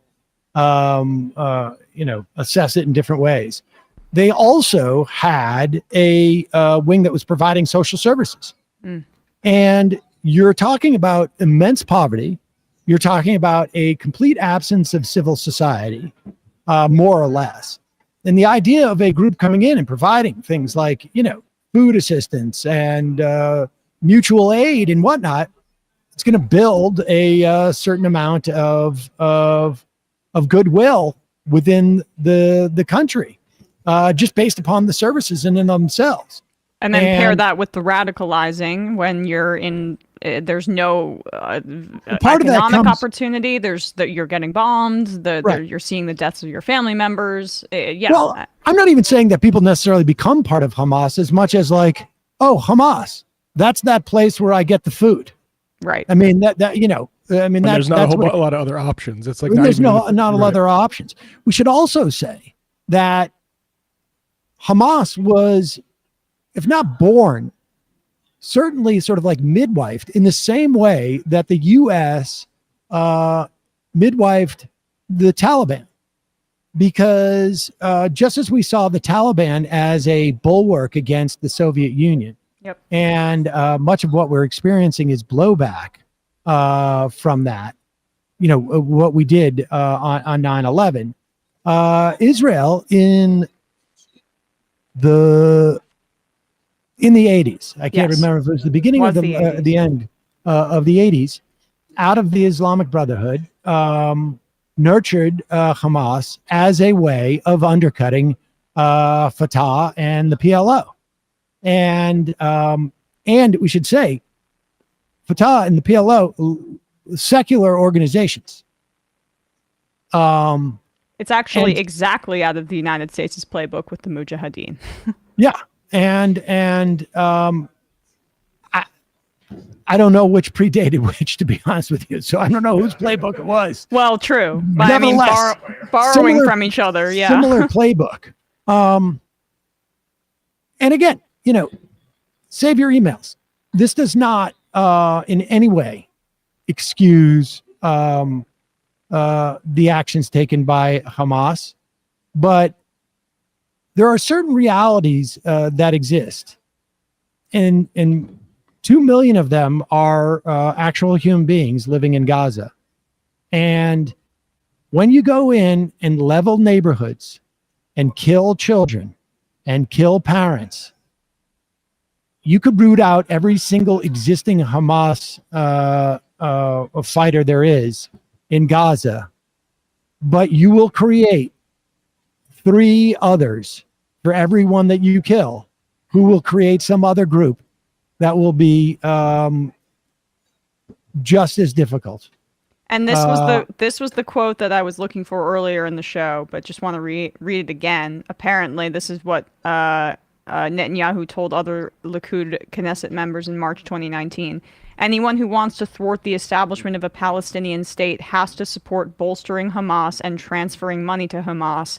This is part of our strategy to isolate the Palestinians in Gaza from the Palestinians in the West Bank. And I'm going to repeat that quote probably for infinity until we actually have some understanding about what we're up against here. And I sent you this thing that David Dayan retweeted, Bradley. If we could just put this up, I put this in chat. Just to bring it back to what you were saying earlier, Sam, about our complete lack of understanding here from the way that U.S. media covers this versus even how it's covered from within Israel. We've now read multiple scathing Haaretz op-eds. I know Haaretz not the only paper in Israel, but it's a prominent one. A paper of record. A paper of record, just slamming Netanyahu and putting the attack of Hamas at his feet. Yeah. And it is collectively, seemingly, and this is the Jerusalem Post, which is not as not as left, I would say, as Haaretz. If we could just zoom out here. Dan here says, and this is exactly right, the contrast between the boundaries of discussion in the country that fetishizes allyship with Israel and the boundaries of discussion in the actual country of Israel couldn't be more stark. And this is from the Jerusalem Post. 4 out of 5 Jewish Israelis believe the government and Prime Minister Benjamin Netanyahu are to blame for the mass infiltration of Hamas terrorists and the massacre of Israel's South. And a New Dialogue Center poll released on Thursday found an overwhelming majority of 86% of respondents, including 79% of coalition supporters, said the surprise attack from Gaza is a failure of the country's leadership, while a staggering 92% said the war is causing anxiety. And like, so that is the ghost that Netanyahu is running away from right now.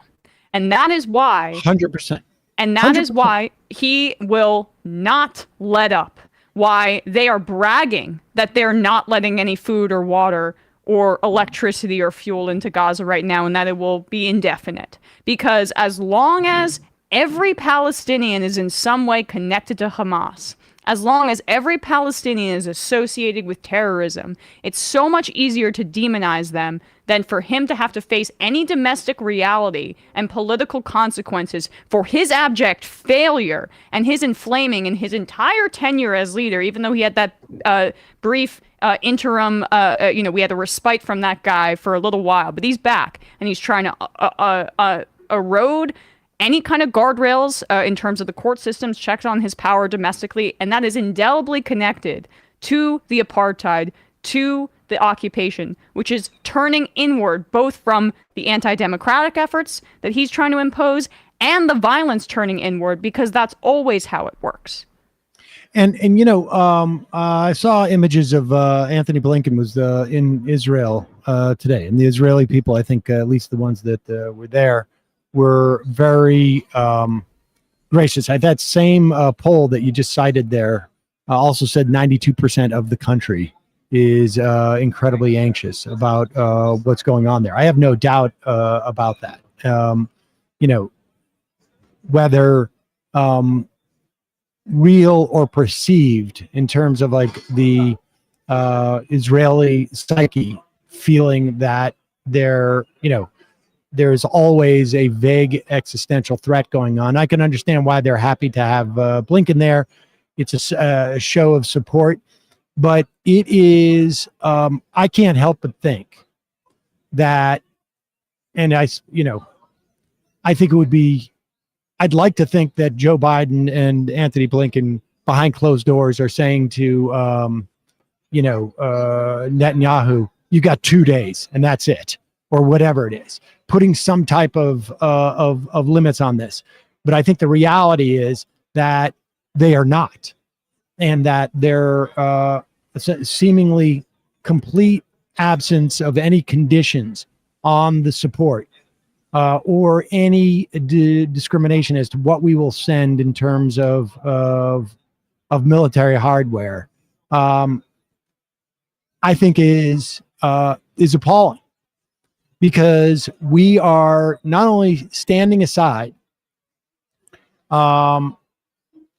we are enabling what is increasingly looking like a mass killing of children and innocent people. I mean, we killed hundreds of thousands of innocents in Iraq. And if there's, an American who can remember or had ever even seen 2 images, 30 seconds of footage of that, maybe heard an Iraqi mother or father or child talk about the loss of their parents, that was longer than 30 seconds. Like, I mean, I feel like this room, it's a big room, but it's not that big, could fill every American who ever even saw something like that. It's going to be the same situation here. And the way that that's being ensured is because of the power and because of the complete blockade. And the idea that the U.S. government, in addition to being complicit because of the amount of weaponry we already provide Israel without any conditions, without using any of that as leverage to get them to treat the Palestinians like human beings, is just appalling. And I can't help but think that the reason why we're seeing Biden come out as such a vocal and unequivocal supporter of Israel's intentions in regards to the Gaza Strip. And I don't mean unequivocal support in terms of like condolences and denouncement of what Hamas is, but I'm saying unequivocal and unconditional support for what they're about to do and what they're doing in Gaza. The fact that we're seeing this so full-throated, I can't help but think is Biden trying to worrying about his 2024 election. Now, I think that's like, a big part of what we're seeing. And because he wants to undercut Donald Trump's ability to say that Joe Biden doesn't stand with Israel. And now, Donald Trump is completely adrift. They're saying it anyway, by the way. I mean, the right is all saying it anyway. Well, this is the interesting thing about that. I mean, and again, this is sort of like secondary to the horror that's going to happen in Gaza. But let's play this clip of Donald Trump. It's fascinating because he sees the Israeli government respond so positively to Biden and Blinken, who are basically just, blank checking things, both in terms of like accountability and in terms of weaponry and whatnot. And they're, and here's Donald Trump's response, which is hilarious. I mean, how many times Donald Trump said like, Jews are bad because they don't realize how great I am for Israel, how much I love Bibi Netanyahu. And now look at him. And then 2 nights ago, I read all of Biden's security people. Can you imagine? National defense people. And they said, gee, I hope Hezbollah doesn't attack from the north because that's the most vulnerable spot. I said, wait a minute. Hezbollah is very smart. They're all very smart. The press doesn't like when they say it. I said that President Xi of China, 1.4 billion people, he controls it with an iron fist. I said, he's a very smart man. They killed me the next day. I said he was smart. What am I going to say? But Hezbollah, they're very smart. And they have a national defense minister or somebody saying, I hope Hezbollah doesn't attack us from the north. So the following morning they attacked. They might not have been doing it, but if you listen to this jerk, you would attack from the north because he said that's our weak spot. About 15 seconds later, it was all over and we did it. But I'll never forget that Bibi Netanyahu let us down. That was a very terrible thing. I will say that. And so when I see sometimes the intelligence, you talk about the intelligence or you talk about some of the things that went wrong over the last week, they've got to straighten it out because they're fighting potentially a very big force. They're fighting potentially Iran. And when they have people saying the wrong things, everything they say is being digested by these people because they're vicious and they're smart. And boy, are they vicious because nobody's ever seen the kind of sight that we've seen. Nobody's ever seen it. But they cannot play games. So we were disappointed by that, very disappointed, but we did the job ourselves and it was absolute precision, magnificent, beautiful job. And then Bibi tried to take credit for it. That wasn't good. That didn't make me feel too good, but that's all right. So they got to strengthen themselves up. I don't know exactly what he's talking about from the clip that Bibi took credit for. But just the point about saying like the Israeli defense minister said, we're worried about Hezbollah attacking from the north. Like Hezbollah did not attack from the north. They shot off some rockets essentially to show that they could, but they weren't. They were basically landed in the desert. They didn't hit anything. The United States sent its ship down, I think multiple ships or at least one carrier. Yeah, just to show them off and be like, we've got these. And to basically say, yes, Hezbollah and Iran don't get any ideas. But the latest reports are that Iran was surprised by this move from Hamas. Which seems quite possible that there had to be so much operational security that it didn't get out. But it would suggest that Iran at least was not being supportive of it. And if they're putting that out, they don't want the credit. And the reason why they do that stuff is to get the credit. I mean, well, I mean, that's why the Wall Street Journal published it within, I don't know, what, 48 hours are we talking about of the Hamas attack? I mean, and now the New York Times comes out yesterday or today basically saying U.S. intelligence believes that, as you say, Iran was surprised. But a lie gets halfway around the world before the truth, what's the phrase, puts on its shoes. Yeah. Not that it's any type of like mitigation for the horrors, because you did have babies and children killed in this attack by Hamas. But the story of the babies being beheaded, we should say, has essentially been debunked. The Israeli or unconfirmed at least. Well, the military, the Israeli military came out and said we can't confirm that story. The Jerusalem Post has said they're confirming it, but again, I don't know how those confirmations are like a military guy told us, right? They said they saw photos of the Jerusalem Post. Fair enough. Yeah. I said like, but they're more national. I mean, I can't assess. Why be definitive about it? Is my point. We don't know. Is basically at the very least. But now that's the most circular. To your point though, Sam, it's still unconfirmed, and I don't want to make but other outlets have said that it's been debunked. Jerusalem Post is saying another thing.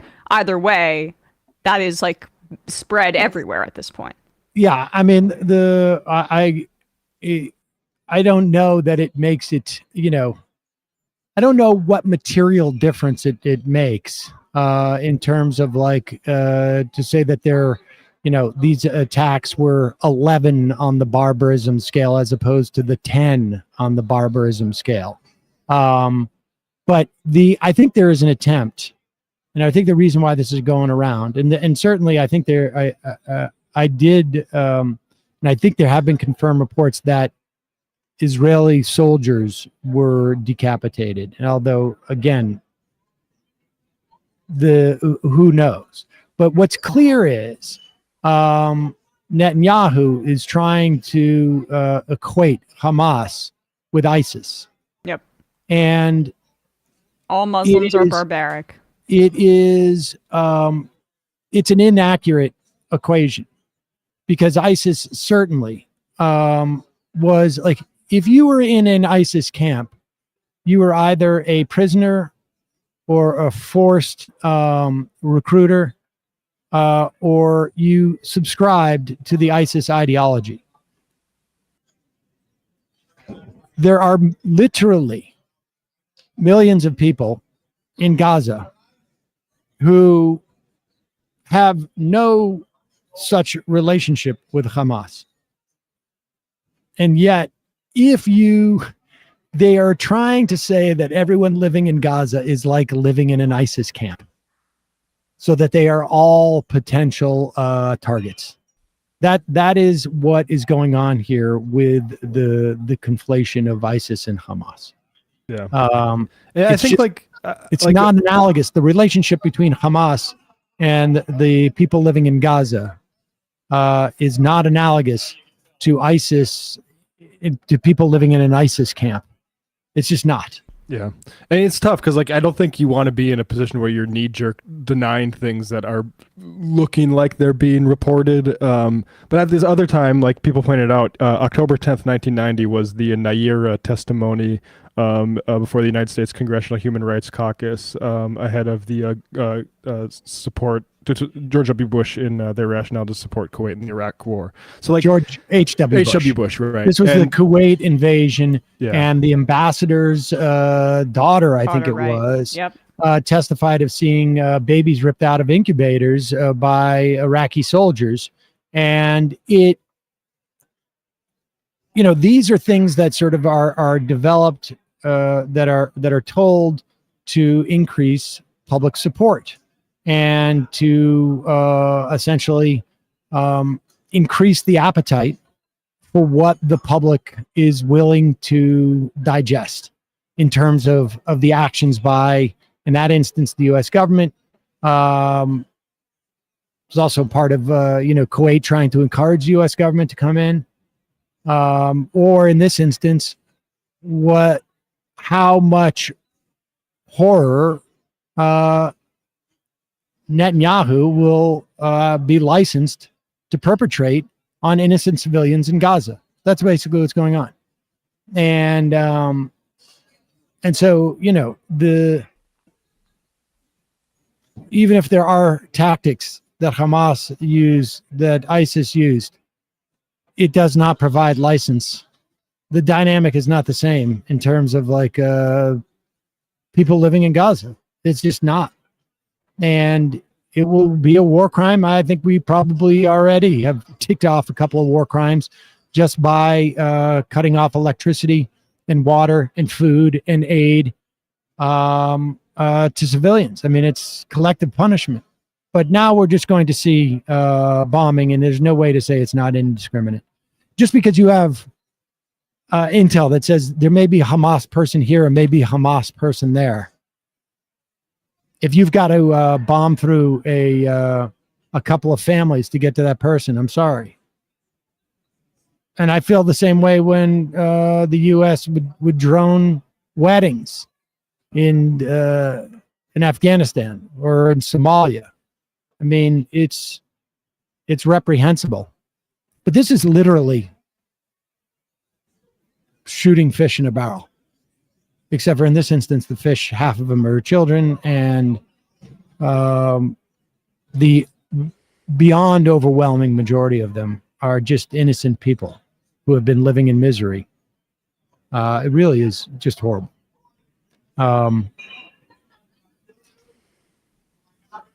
right. Jesus. But there's other horrible things in the world to talk about, so we don't have to just talk about those. Let's have a little fun, shall we? Let's talk about the House speakership race, which is not going so well for the Republicans. Yesterday, when we were signing off, I think, Emma, you were saying Steve Scalise had just been elected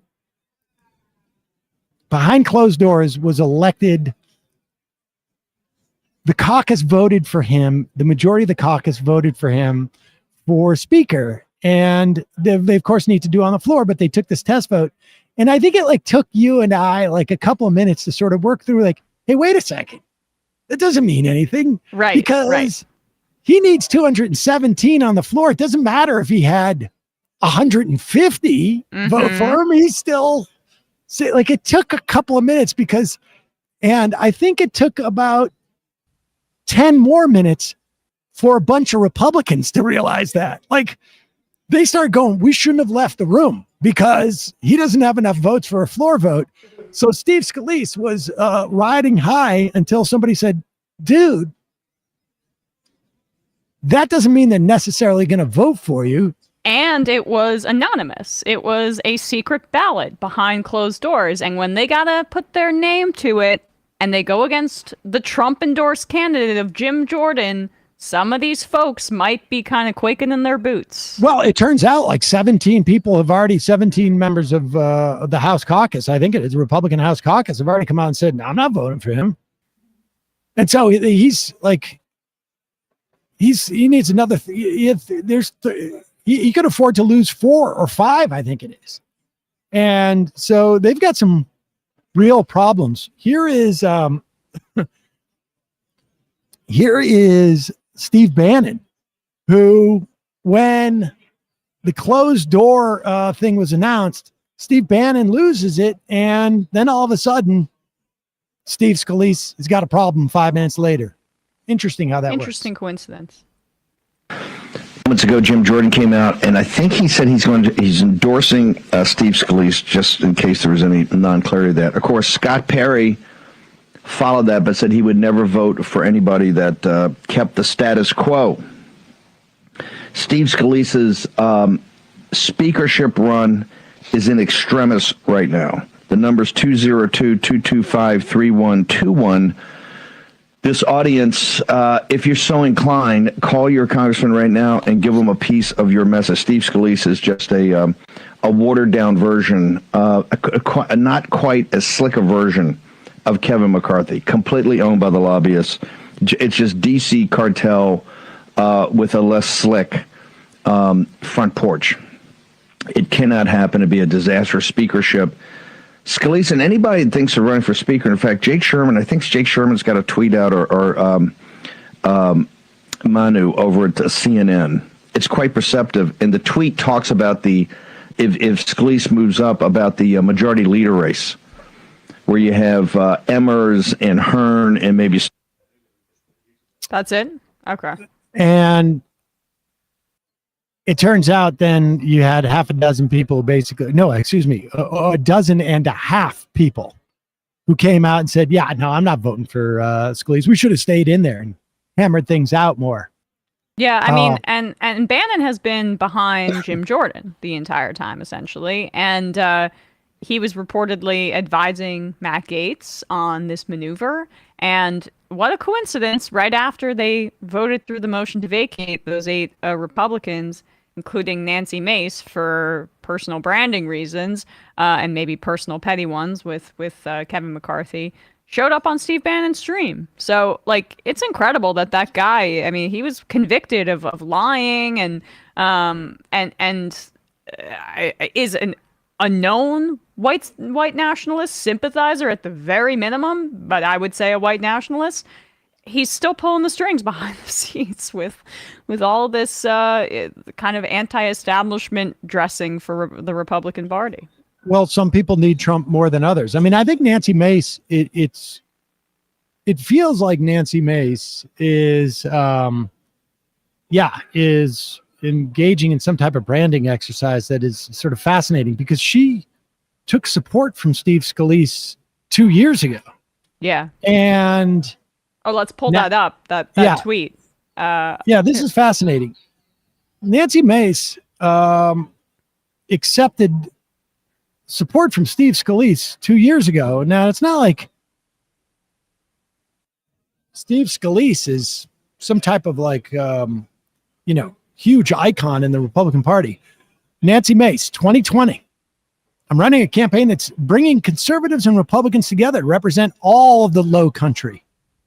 That's actually a place, but not a description of the sort of like the ideological quality. Yeah, exactly.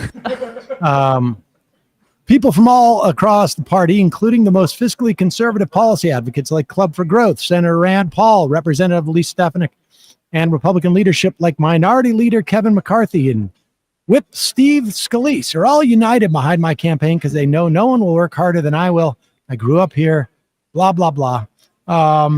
She puts she has a picture of her with a endorsement from Steve Scalise back in 2020. She's bringing everybody together. But then now she won't vote for him because he's a white supremacist. Play this clip of Nancy Mace on Jake Tapper. South Carolina Republican Congresswoman Nancy Mace, you endorsed Jim Jordan, so I'm assuming you voted for Jim Jordan today. If the vote for Speaker were today, would you vote for Steve Scalise? I would not. I plan on voting for Jim Jordan on the floor.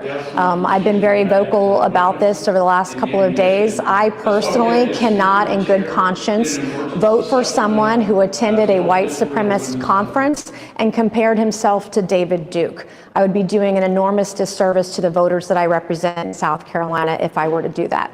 So this is a reference to, in 2002, Scalise spoke before an extremist group founded by David Duke called the European American Unity and Rights Organization. In 2015, when this was first reported, Scalise said it was a, quote, group whose views I wholeheartedly condemn. It was a mistake I regret, and I emphatically oppose the divisive racial and religious views groups like these hold, unquote. Is this the main reason why other Republicans are concerned about Scalise? I can't believe that Marjorie Taylor Greene would be upset about this. Well, she mentioned his health as a reason that she was not supporting him. There were others that... Can we just say like a subtweet that was, or I don't know, like basically Jake Tapper's going and he elided over the the self-professment that Scalise reportedly said in, I think it was a VFW hall, but I can't remember, when he was campaigning, that I'm like David Duke without the baggage. But for some reason he didn't quite address that. But he basically did say, like, is this the reason why other Republicans are not supporting them? Do they really have a problem with that he was hanging out with white supremacists? I mean, Marjorie Taylor Greene does that, all the for time. a long weekend. But they didn't have a problem when he became the second most powerful Republican in the House as the majority leader under Kevin McCarthy. I mean, it's weird that she suddenly found this out from 2002. Nancy Mace didn't have Google back then. But continue.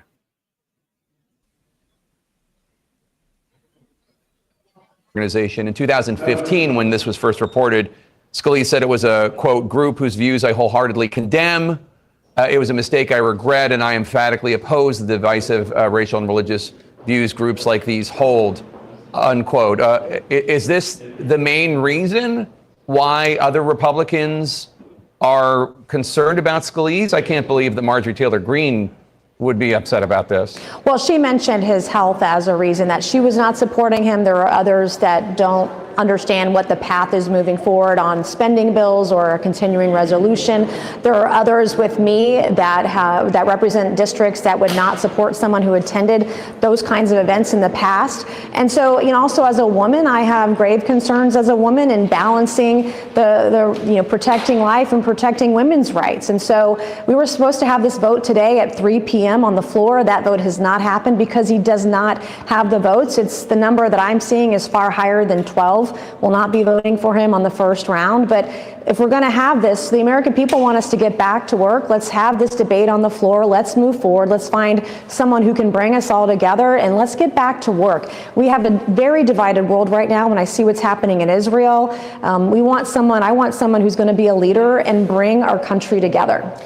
Do you think Jim Jordan is the guy to keep the country together? I mean, Congresswoman Liz Cheney has made it pretty clear that she thinks that he was one of the main plotters to undo the election and push Vice President Pence to try to flip the electoral vote. And Adam Kinzinger said the same. Is he really the unity candidate you're suggesting? Well, I am someone who voted to certify the Electoral College every vote that night on January 6th, and I was a very vocal person who was opposed to what happened on January 6th. We're not going to agree on everything. Certainly with any speaker, that's what this is about. We need to find someone who can bring us together, and if it's not Jim Jordan, then who else will it be? And I think there's some other names being tossed around, but my vote will go to him, at least on the first round on the floor. You were asked about the charges Can we stop and the for 1 allegations. second? Just contemplate the idea of, like, look, we're not going to agree on every issue. I think that we should maintain our democracy. He doesn't. There are other things we can work on. Mm-hmm. I mean, that's a weird thing to sort of write off. Like, we don't agree on everything. I didn't happen to think it was appropriate to storm the Capitol in an attempt to reverse an election. He did, but we need to work. We need to work with people we disagree with. I love how that disagreement is completely within the bounds of acceptable discourse, but the long history of Republican racism and then her recent discovery about his comments from nearly 2 decades ago is the one that is beyond the pale. She's very disingenuous, and I'm a bit confused about what this rebranding entails. I think there has to be polling that she sees in the. She keeps reminding people she's a woman. She was wearing a Scarlet A tank top. I'm a woman. She's wearing something interesting for the show. I don't really know what the branding of the woman thing it has to do with any of this. And then also supporting the guy that helped cover up sexual assault.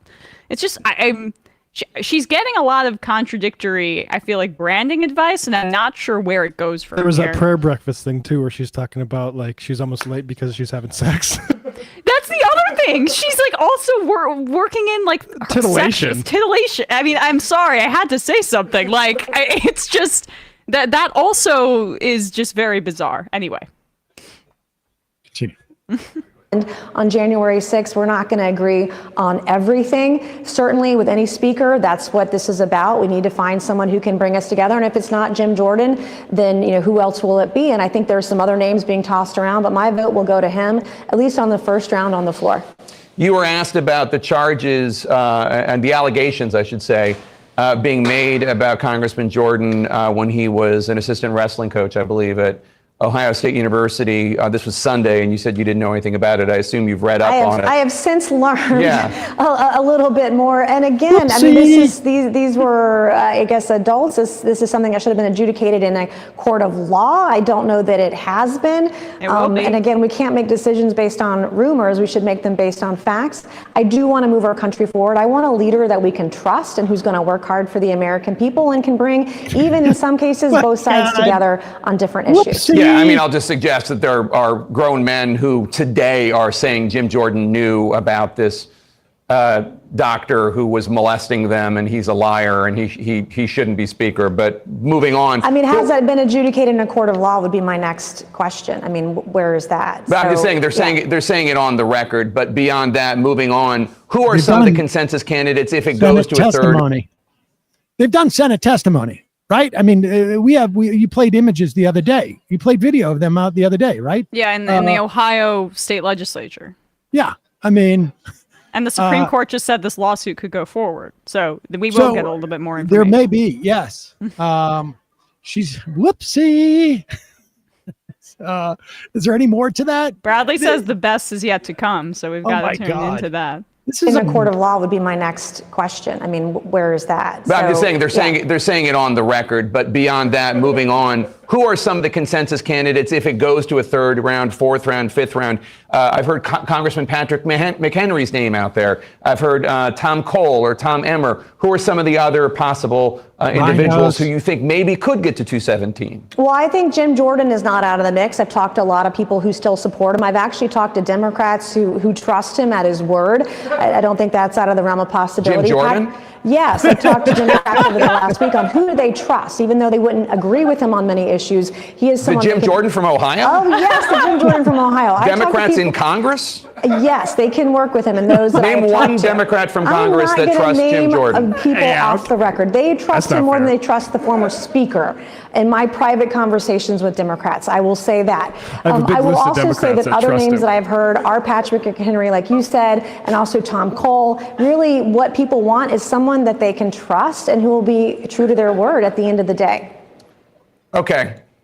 I'm not sure I'm buying the thing about Democrats trusting Jim Jordan. I talk to people on both sides there all the time. Oh, I believe that. I believe that. I just don't know how much I believe the thing about Democrats trusting Jim Jordan. I'm not saying they're going to vote for him. I'm saying they trust him more than they trust the former speaker. Well, that's not really a high bar now, is it? Not at all. Congresswoman Nancy Mace of South Carolina, always good to have you on. Thank you so much. Thank you. Thanks for that, Nancy. I really, I have my issues with Jake Tapper, but I really do appreciate he has his moments. The idea that, well, yeah, Jake Tapper's bitchy skepticism. I mean, he just think about what we just listened to. She's not going to vote for one guy because he's basically a closet KKK guy. She will vote for the guy who is, by all accounts, I mean, I've never even heard anybody make an assertion that Jim Jordan didn't cover up didn't ignore the pleas from his wrestlers that this guy who ultimately was found to be a serial sexual assaulter was assaulting them. I've never even heard anybody assert that it wasn't true. I don't even think Jim Jordan has. I mean, the evidence is overwhelming. It's hundreds of wrestlers that have contributed to this fact pattern. Said specifically, why would they do that? Why would they do that? And he's not denying it, as far as I know. I don't think he's ever publicly addressed it because he did it. And they can't come up with, I mean, that's the candidate that they have to go with. It's just a disaster. And I don't know how this, honestly, we're getting into this territory where it's unclear how it ends, because there is no way that some of these sort of like Congress people can get away with voting for someone like a McHenry, it seems to me, or a Cole, because they're going to be accused of being establishment shills. And I mean,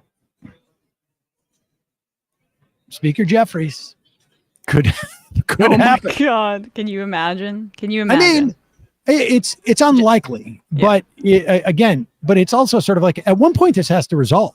Mm-hmm. At one point, there are, how many votes do you need? What do we at the Democrats are at 2? It's a 4 or 5 5-person gap. Bradley's looking it up now. But I will also make this point that because of the last debacle, we are inching towards the end of the continuing resolution, which was a 45-day one, and we're going to have to have these government shutdown negotiations again. Yeah, without doubt. It's 221 Republican, 212 with 2 vacancies. 212, 2 vacancies. Who are the vacancies? Not Santos. He could be a third if he's the 2 vacancies are on Democratic side, aren't they? Bradley's looking it up. Because the point being that it would take 5 defections from the Republicans to vote at this point with those numbers that Bradley just gave me. 5 defections from the Republicans to vote for a Democratic Speaker of the House. And I if I'm a New York Republican, if I'm a California Republican, if I'm in a blue state, I may be, I'm one of the 18 Congress people in the country whose district voted for Joe Biden. I'm getting a little bit nervous that my job is on the line. And they may make the calculation that they can go to their voters and say, we could not agree on a speaker. We had to provide aid to Israel so they could bomb Gaza, whatever it is that they would, use as a cover. And that's why I voted for, Jeffries to be speaker, because I work across the aisle. I mean, I don't know if there's any Republicans that feel they can ever win in that situation, but there may be a couple that feel like that's what they need to do, because this has to end some way, but it's unclear to me how it does. I think that's why Matt Gaetz came rushing out of that caucus meeting. He's like, yeah, sure, Steve Scalise, let's vote for him. Yeah. Because I think he knew like that wasn't going to happen. And he just wants to sort of like lay low and not be the guy who is ruining everything. Which one should we do? This Tim Pool or Matt Walsh? Tim Pool's good, says Bradley. So. Okay. Tim Pool seems to what? Oh God. So if you recall at the end of the debate that I had with Tim Pool, I was pretty tired at that point, but he tried to bring up his latest fixation, which is that that liberal women are less attractive than conservative women, because liberal women are more likely to, if you're liberal, you're more likely to sympathize with people who are disadvantaged because you're also unattractive. And, I had half a mind to say to him, Tim, is this your way of calling me ugly, just to see how he would respond? And if I were to do it over again for the lulz, I definitely would. But at that point, I wanted to get the hell out of there. And it is interesting to see that he still has this bee in his bonnet. He's obsessed with, like, the quality of women and the relationship between women and men in dating situations. He's now brought on those like what guy, fresh cut guys? What's the name of those guys? Fresh and Fit, yeah. Fresh and Fit, and they were talking about high quality men versus high quality women, and you got to get a Bugatti, all this stuff. He's really. I think on some level insecure. you're being unfair. You got to remember, Tim is moving into adolescence now. Oh, I'm sorry. And this is when a lot of those issues come up in your, as you exit your tween years emotionally. But here's Tim Pool.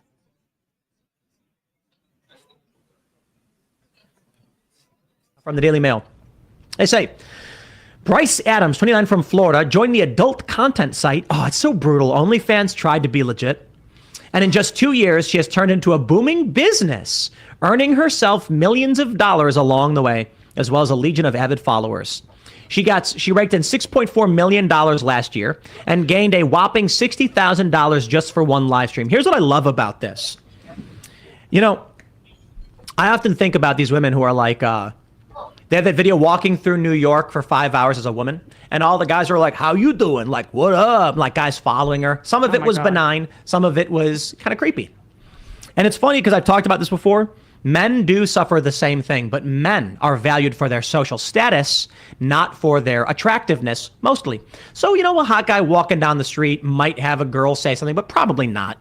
Men are the ones who typically do the pursuing. But here's the funny thing. Hey, nice beanie. If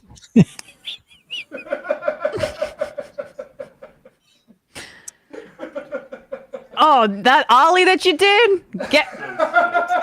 I'm going to bed right now, baby. I bet that's happened to him a ton. Oh, yeah. You know why it's a bit different in terms of experiences for women and men and getting catcalled on the street? I don't really believe men get catcalled for their social status, but we'll put that aside for now. Yeah, nice watch. I've heard this, and I'm paraphrasing. Right, someone said this at one point to me, and so I'm misattributing. I don't know where the quote comes from, but that a man's greatest fear is that a woman will make fun of him or reject him, and a woman's greatest fear is that a man will kill them.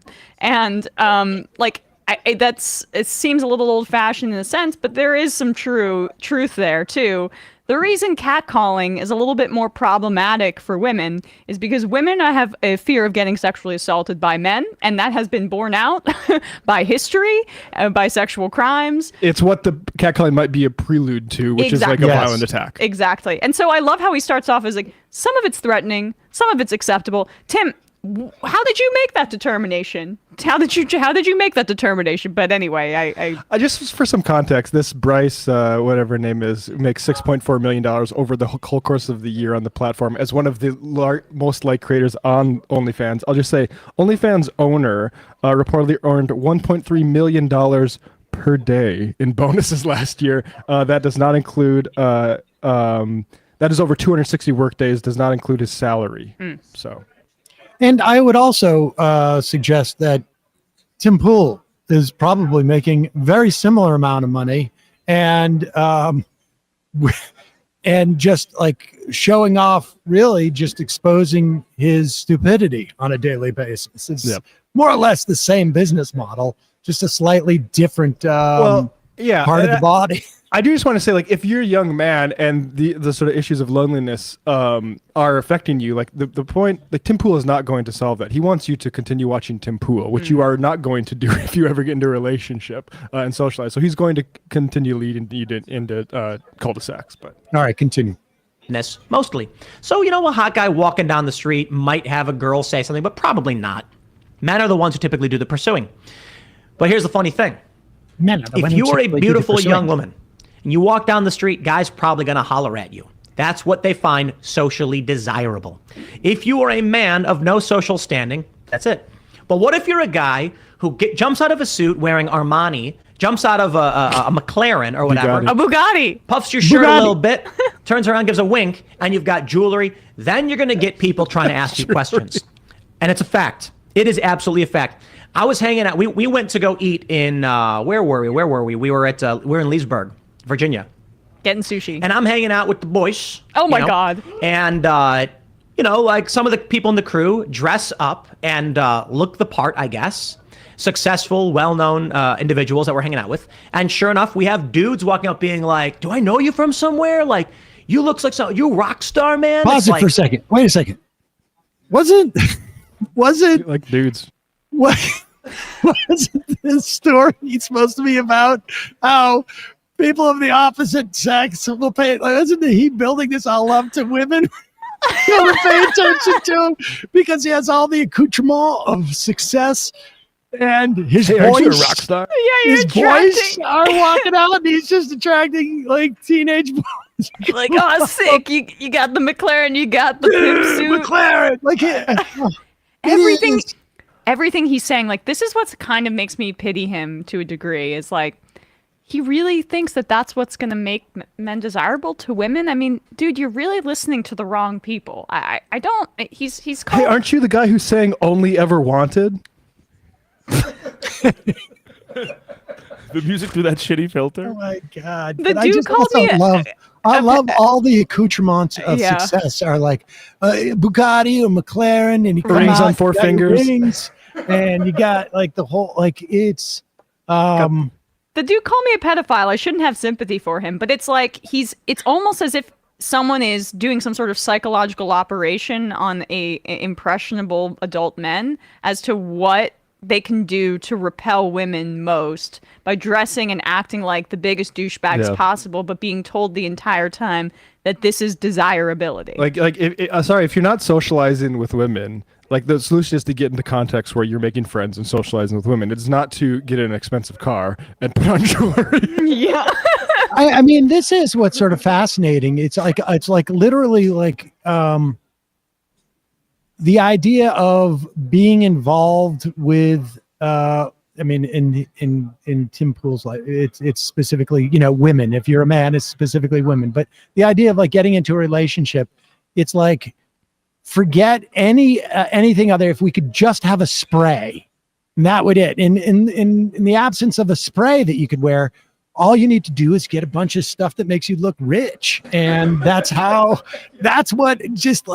you get girls, man. I mean, and underlying all of it is just trickery. I mean, that's the only way that they feel like they can hook up, is if you trick a woman into thinking that you aren't a total douche. And that's just not the way to do things. Also, Maybe like consuming, like buy expensive stuff, Totally. ostentatious like Exactly. consumption. You know what women like? For the most part, it's if you're in touch with your feelings and, you know, don't behave in certain ways and you understand how to treat her like a full-fleshed human being. That has nothing to do with buying jewelry and buying a fancy car. All humans generally like to be treated well and just be like that's how you develop like any type of relationship. Human relationship with anybody. But it's setting Yes, up to be unhappy if you're saying like the deciding factor here between this woman giving you time and not giving you time is your ostentatious display of wealth. Right. Like even if she does give you the time, then because of that, that's not going to be a happy. Well, and if your basis, but just really quick, last point, if your basis for human connection is you providing your wealth for the rest of your kind of crew to hang out at the compound and skate, and for the most part they're hanging out there because they're the boys. Boys that look like rock stars. Right. They're all hanging out with you too, Tim, I got to tell you, because of things that don't have a ton to do with your personality. Yeah. So yes. Projecting that onto women. Okay. That's why he doesn't wear any bling, so that he can make sure that his friends are real. Go back a little bit. Remember, he's explaining some dynamic between men and women, and here it is. Just imagine, get out of the Bugatti, you got the jewelry, you got the beanie on. Now, we went to go eat in where were we? We were in Leesburg, Virginia, and I'm hanging out with the boys, you know, and like some of the people in the crew dress up and look the part, I guess. Successful, well-known individuals that we're hanging out with, and sure enough, we have dudes walking up being like, "Do I know you from somewhere? Like, you look like you rock star, man." It's like, guys will get that stuff, but it's based on social status. So here's the funny thing about all this. I'm looking at her income and how many fans she has. Like, she sells her body, she does porn online, and she gets a big following, makes money. Then you have other people. Guys, what do guys do? Guys talk politics. Talk shit on YouTube. Charismatic, ideas, work, objects. Women, subjects. And it's like, I see this thing. Now, hey, look, man, here's what I'm saying. I ain't got no beef with this lady. She wants to be a digital prostitute. For real, I don't mean that as a dig. I'm saying, hey, you do you, lady. You sell what you got. She got What's his $6.4 million. voice? You think she cares? Putting on this accent. Hey, you do you. You do man, you do you, lady. Hey, what was the boy shh?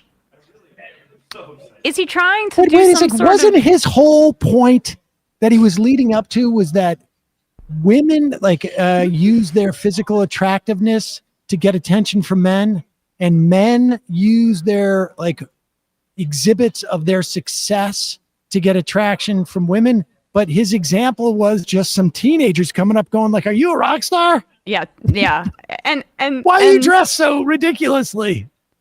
And men, they all talk on the internet for and talk about substance. All men. This is definitely not about me. Men will do. Yeah, they'll talk about Jussie Smollett for eight months. You never see a woman online talking about politics. You would it just never. doesn't happen. Never. Never. All right, continue. I'm saying, hey, you do you, lady. You sell what you got. She got $6.4 million. You think she cares about your opinion? My point is only this. Many more women are going to say, I don't want to be the CEO. I don't want to work on a petroleum rig. I don't want to be a lawyer and argue, man. A lot of these things are things that guys like doing. Complaining on the internet, talking about big ideas, talking about policy. Sorry, can we just pause one? Sorry, Bradley, but we're putting talking shit on YouTube, which is what I do for a living. I love it. Yeah. We're putting that in the same sort of tranche as working on an oil rig at sea. Gotta say, I couldn't work on an oil rig. Don't think that's within my skill set. But we're getting to the conclusion now, which is that women are only they're not going to want to do this anymore. They're not valuable outside of the home or outside of their sexual performance as a sex worker on OnlyFans. 55% of people in law school are women. They're going to get sick of it, though, Sam. They're going to see this. And then where are we going to be left when they all decide, I can't take this? I can't take this. I'm going to do OnlyFans. They're gonna need desirable men like Tim at that point. Just wait, audience. The women will come once they realize law school isn't worth it. I quit law school because I am going to find a guy who's got a Bugatti. These numbers need breaking down too a little bit. I just mentioned, the guy's making $1.3 million on bonuses, the owner of this, on bonuses per day. But this is one of the main OnlyFans creators that drives traffic to this place. She's getting $6.4 million. I gotta say, just looking at it as an accountant, I'd say probably you have a few years like that of making that high amount, and then it's going to level off. So this is going to need to last you your entire life. So this idea that, and also she's the very top, which means that this idea that any woman could just start selling pictures of her feet and then make a living is such a hysterical, misogynistic, it's insane. Sort of fever. It's unbelievable. The internet, talking about big ideas, talking about policy. I think this OnlyFans is going to create basically piping to a conduit. Better way to describe it. Sure. By which feminists who don't like the 9-to-5 grind but just want to be independent and have money realize, hey man, I don't need to answer to a boss. I can just do, adult activities online. Boom, with OnlyFans. And you know what? The average woman who does it doesn't make that much money. True, most people who try to start their own business ain't going to make much money no matter what they do. But this lady, she figures it out. Maybe it's because people find her to be the most attractive or whatever, or she just does the raunchiest, nastiest stuff, and that's worth money. Whatever, man. Doesn't matter. There will be various tiers. Just because she makes $6.4 million doesn't mean everybody else is making nothing. Just because you hear about most women making mostly nothing, like $20 to $200, doesn't mean that the average woman can't make this work. My point. Feminism is in trouble because there's going to be a lot of women who can easily pull in $40,000 to $50,000 per year doing this stuff, and they will. And they're going to be thinking to themselves, I may not be making $1 million, but I barely have to do anything, post a couple videos, get some subscribers, and now I'm good. You know why I think this? Because I've known a handful of people, women, who were working normal jobs. I know women. And I knew this one woman, and one day, she's like, I think I'm going to try and do cam stuff. And I'm like, she lives in Canada. For real? And she's like, yeah, I think I make good money. And I'm like, okay, dude. I was really surprised to hear that somebody would actually entertain doing that because, or these people that I know, because I'm like, I did not expect this person who worked, like a mid-level manager job to say that to me. And this was years ago. This was before OnlyFans. This was back when they had those like trashy cam websites. Okay. Yeah, but I think the reality is there are a lot of women who don't care.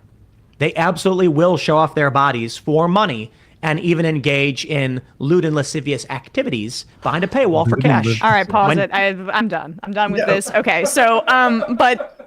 Hold on, I've got a whole thing of notes here. This is the most insane thing I've ever heard. That his friend that does camp stuff that goes to a different school. You wouldn't know her. And I lost track of her. I don't know. Well, to be fair, I just want to give you your email address. Let me just recount a little bit, and then you can make your comment. So I can just recount. Okay. He finally gets to, and he says this like 12 times throughout this video. My point is, and each time it's not a point at all. There's no point. He's like, keeps punting the point. But here he is. The point is, feminists are in trouble. Mm-hmm. And then he says, why? Because there are going to be feminists who can make $40,000 or $50,000 on this camp. Like, and then to substantiate this, he says, I know a handful of people. Well, a handful of women. Well, actually, it was one woman who said that she was going to go do the camp stuff. Now, this is actually years and years ago. And she went on to do lewd and lascivious stuff. That's where we're at. This is like, this is like feminists are going to be in trouble because all the women are going to go to OnlyFans. That's what he's suggesting. But why would feminism be in trouble? See, Tim, you don't really have a great concept of feminism. Feminism is if a woman is engaging in like doing sexual acts for people who are subscribing to her content, does that undercut feminism? Because he seems to think that it does. Like, he seems to think that it's not empowering for some women, which it is. Yeah. He seems to think that it's not their own choice. And he also seems to think that women also think the market can sustain. Yes. Every woman doing everybody doing this. Yeah. The average woman. It is. I came to work today and I realized, like, where's my manager? Gone. None of us have a manager anymore. We have no manager. 55% of the lawyers are gone. Where is everybody? They're all doing OnlyCam. Fans, yeah. Making OnlyFans. And they're making so much money. And he can't see. This is why Tim it's going to be has a problem trouble with women. All of society, if all of the women end up doing OnlyFans, and that's the only job. We're going to have like no nurses, no doctors, no teachers, no engineers, no lawyers. They're all going to be doing OnlyFans. Yeah. I was really close friends with That this. is a problem. I was really close friends with this international supermodel that lived a few towns over. And she told me one day, she's like, I think feminism might be in real big trouble because I can make money on the internet now. He doesn't even know. He doesn't even register the concept that women may want to not be seen as sexual objects and may want to have their own careers where they have passions. Like, I mean, men are the only ones that talk on the internet. I'm a woman that talk on the internet. I like doing this, and that's why I do it. There are women that work for him. Even though maybe in theory I could do freaking cam stuff and make more money. I don't know if that's even true, but I don't want to do that, so I do this. Like, but it's not a big secret that once it gets revealed that every woman is going to flock and do that. That's just how little he thinks of women, is that they're sexual objects, and once they figure out they can be sexual objects for men. Second. You can make women. We gotta go. Women have never realized that men sexualize them. Women have never figured that out. And Don't tell him. He started the video saying that women get catcalled more than men, and then men. But like, it's not coherent in any way. I didn't realize I could monetize this to the tune of $40,000 or $50,000 a year. I'm out of here. Every minute you listen to Tim just talk complete bullshit that's often contradictory about this sort of stuff is minute you're not in a social environment where you could be making friends that could be connecting with you. That's also looking for like love, maybe. Yeah. I know. It really, honestly, like, I think we're riding the precipice as to whether we're doing a service by going over this stuff. But a lot of people, a lot of young men watch Tim Pool, and you don't want this stuff to be dominating their consciousness. You don't want him to be the model for young men. All right, should we finish this out? Does he go anywhere? I think that's after it. I think that's Bradley says that's it. Yeah. Is there just do 20 seconds? Yeah, he doesn't do this stuff without preparing a coup de grace at the end. Yeah, isn't there going to be or did we already have it? The thesis statement. He just Even wants engage to in lewd and lascivious activities behind a paywall for cash when given the opportunity. Would this woman be a porn star or prostitute before OnlyFans? I don't think so. I don't think so. I mean, it's possible. There are a lot of porn stars and prostitutes. I'm saying that now you're going to start seeing many, many more women. Many. I think one of the reasons why she makes as much money as she does is she talks about how no censorship, full face, everything is shown, all raw. You can watch it happen. This is not new. Okay. There are guys who want to pay for that. Welcome to the baser reality of what men want and what women want. I don't know, feminists. I think you're in trouble. I think feminists and a real leftists problem. need to really come out and be like, nah, we don't like what OnlyFans is doing. Because if this lady's making all this money, you are going to start seeing less and less women in the workplace, more and more men. There it is. Psychotic. She told Insider that she goes live almost every day now. Once a month, think she'll this is go just live, an she calls a marathon. You know It what? lasts for This is we got his point now because it's clear. This is just an excuse for him to show the study pictures. the pictures. Yeah. I've had to go over this article like 25 times. I had it last night. Before I went to bed, I was reading it. And isn't she disgusting? In the shower, Isn't she- I had Pictures to. of her pulling her butt How cheeks could she out. do this? How could she participate in making this content for me that I am actively consuming? Yeah. What a disgusting That I'm going to put in the whore. thumbnail, definitely. Yep. You know what it sounds like? Tim wants a free account. That's what it sounds like. Yeah. You have a coupon? Oh, Tim has a account. I mean, there's a Tim Pool OnlyFans account for research purposes, of course. Of course, somebody's got to do the work to see what's going to happen. Look at to all the this feminists. lasciviousness going on. I got to pay $10 for some more lasciviousness. God. Oh my God. I wonder. Does he? Oh, there's a deal on After- lasciviousness today. Bradley, after the show, will you or Matt watch to see if he has a timeline of like when we're going to get to the OnlyFans apocalypse where there's like economy? Oh yeah. Matt, Sam, you're gonna make Bradley watch more of that crap? I'll I can't bring Why isn't the myself to Fed it. concerned about this? There's only 2 minutes left. It's not that bad. All right. Next, we'll see. We'll have to check in and see how many women flee the economy to go to flee industry to go to OnlyFans. I got to hand it to him. It's pretty amazing. Did you know that And there's- liberals, incidentally, liberals and feminists have to worry about this. Like, what about all the money that men are going to be spending on all of these OnlyFans sites? I like the implication that like it wasn't until OnlyFans that like raw pornography existed. Like Mm-hmm. the Larry Flint is like, is he still even alive? Like, Well, I think his point is that you can be more the bar to entry Decentralized. is much lower. they should be happy about that. And that is true. That is true. The bar to entry is much lower. It's and good. everything else he said was not true about it's going to be a problem for feminists or that there's going to be this massive flood of women who are going to quit their jobs to go do this. It's just dumb. I mean, it's just a dumb. I could stipulate 90% of what he says, and still everything he's saying is stupid. The fact that it's an easy bar to entry, even if there was that many dollars out there chasing those many, naked people, or buying underwear or shots of feet or whatever it is. Well, why wouldn't people just do it part-time? Like, why would they quit even their that job? woman, even Bryce here says she has to go live almost every day now. And I can promise you one thing. She's not doing that because she loves it every day. It's because that's how the money works. Yeah. I mean, it's just so stupid. It's just so stupid. And how is it not a problem? Feminists, liberals, watch out. Oh, is it really just going to be feminists and liberals going on to, who are the guys watching this? I mean, honestly, let's break it down. Who are the guys watching this?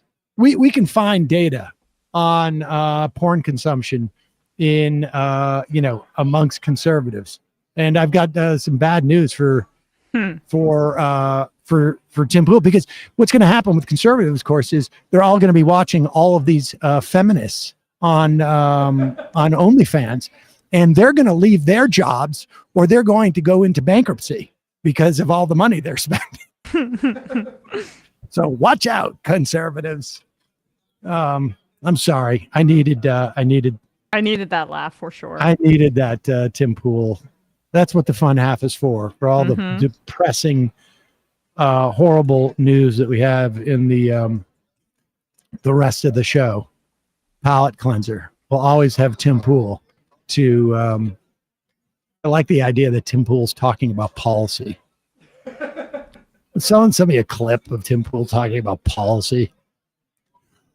Policy, as in you get invited to the bunker, you go and have sushi and watch me do some tricks on the skateboarding. That's the policy here. Yeah. And some people break policy. Isn't that right, Emma? I guess so. Well, that's the policy. I talk policy. Gotta have sushi with the boys. Yeah, I still don't get that. Still don't The get boys. that. Yeah. Anyways, I have got to go hang out with my boys here Vegas, in not even Vegas. Leesburg. Yeah, exactly. I rented my McLaren for the week. Oh yeah. And yeah. Got a high Driving up rolling and in down the strip. Vegas. Yeah, you're gonna throw dollar bills outside your car. I take my rings off for the bling for the show. Sam parallel parking on the strip right in front of some women. Yeah. And what I like to do Dust is I him. put it Dust him, Sam. I put it in neutral and I give a couple of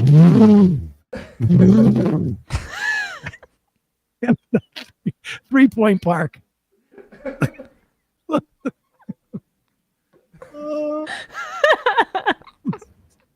I can't believe he's an adult. I know. 37 years old. Well, I mean, really, it's your late 30s where you really get. Where you got to take the beanie off and grow up a You little. can't do- What women love is a clearly compensatory hair piece of headwear that you never take off.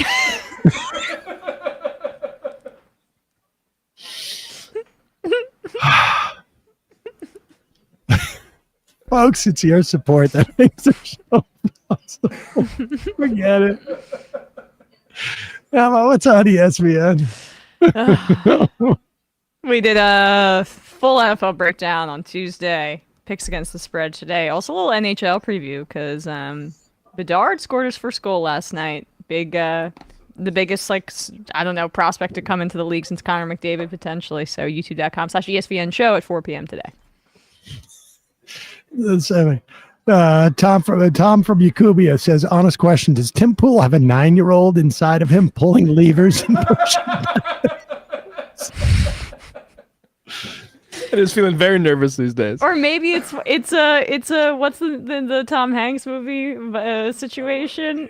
It's a big situation. It's a big situation. He's really just a 9-year-old boy living an adult life. It's at a Leesburg fair. Yeah. Worcester Ice Cats says the Boston Palestine Film Festival is supposed to open this Friday, but has been canceled and postponed. All in-person screenings. People can and want to support Palestinian film. Check out the website to stream the virtual screenings at home. You don't need to be in mass in order to access the virtual screenings. That's the Boston Palestine Film Festival. Matt, what's happening on Left Reckoning? Yeah, Maureen Kaki talking about a Palestinian American perspective on particularly the response to what happened last weekend. So patreon.com/Left Reckoning. We had Ben Bird just join us for the postgame. Bradley, Matt, Emma, great job today. Emma will be here tomorrow. I'll be on a plane. I'll be back on Monday. Bye-bye. Bye-bye. It might take all the strength I got to get to where I want, but I know somehow I'm gonna get there. I wasn't looking when I just got caught between the truth and the light bar.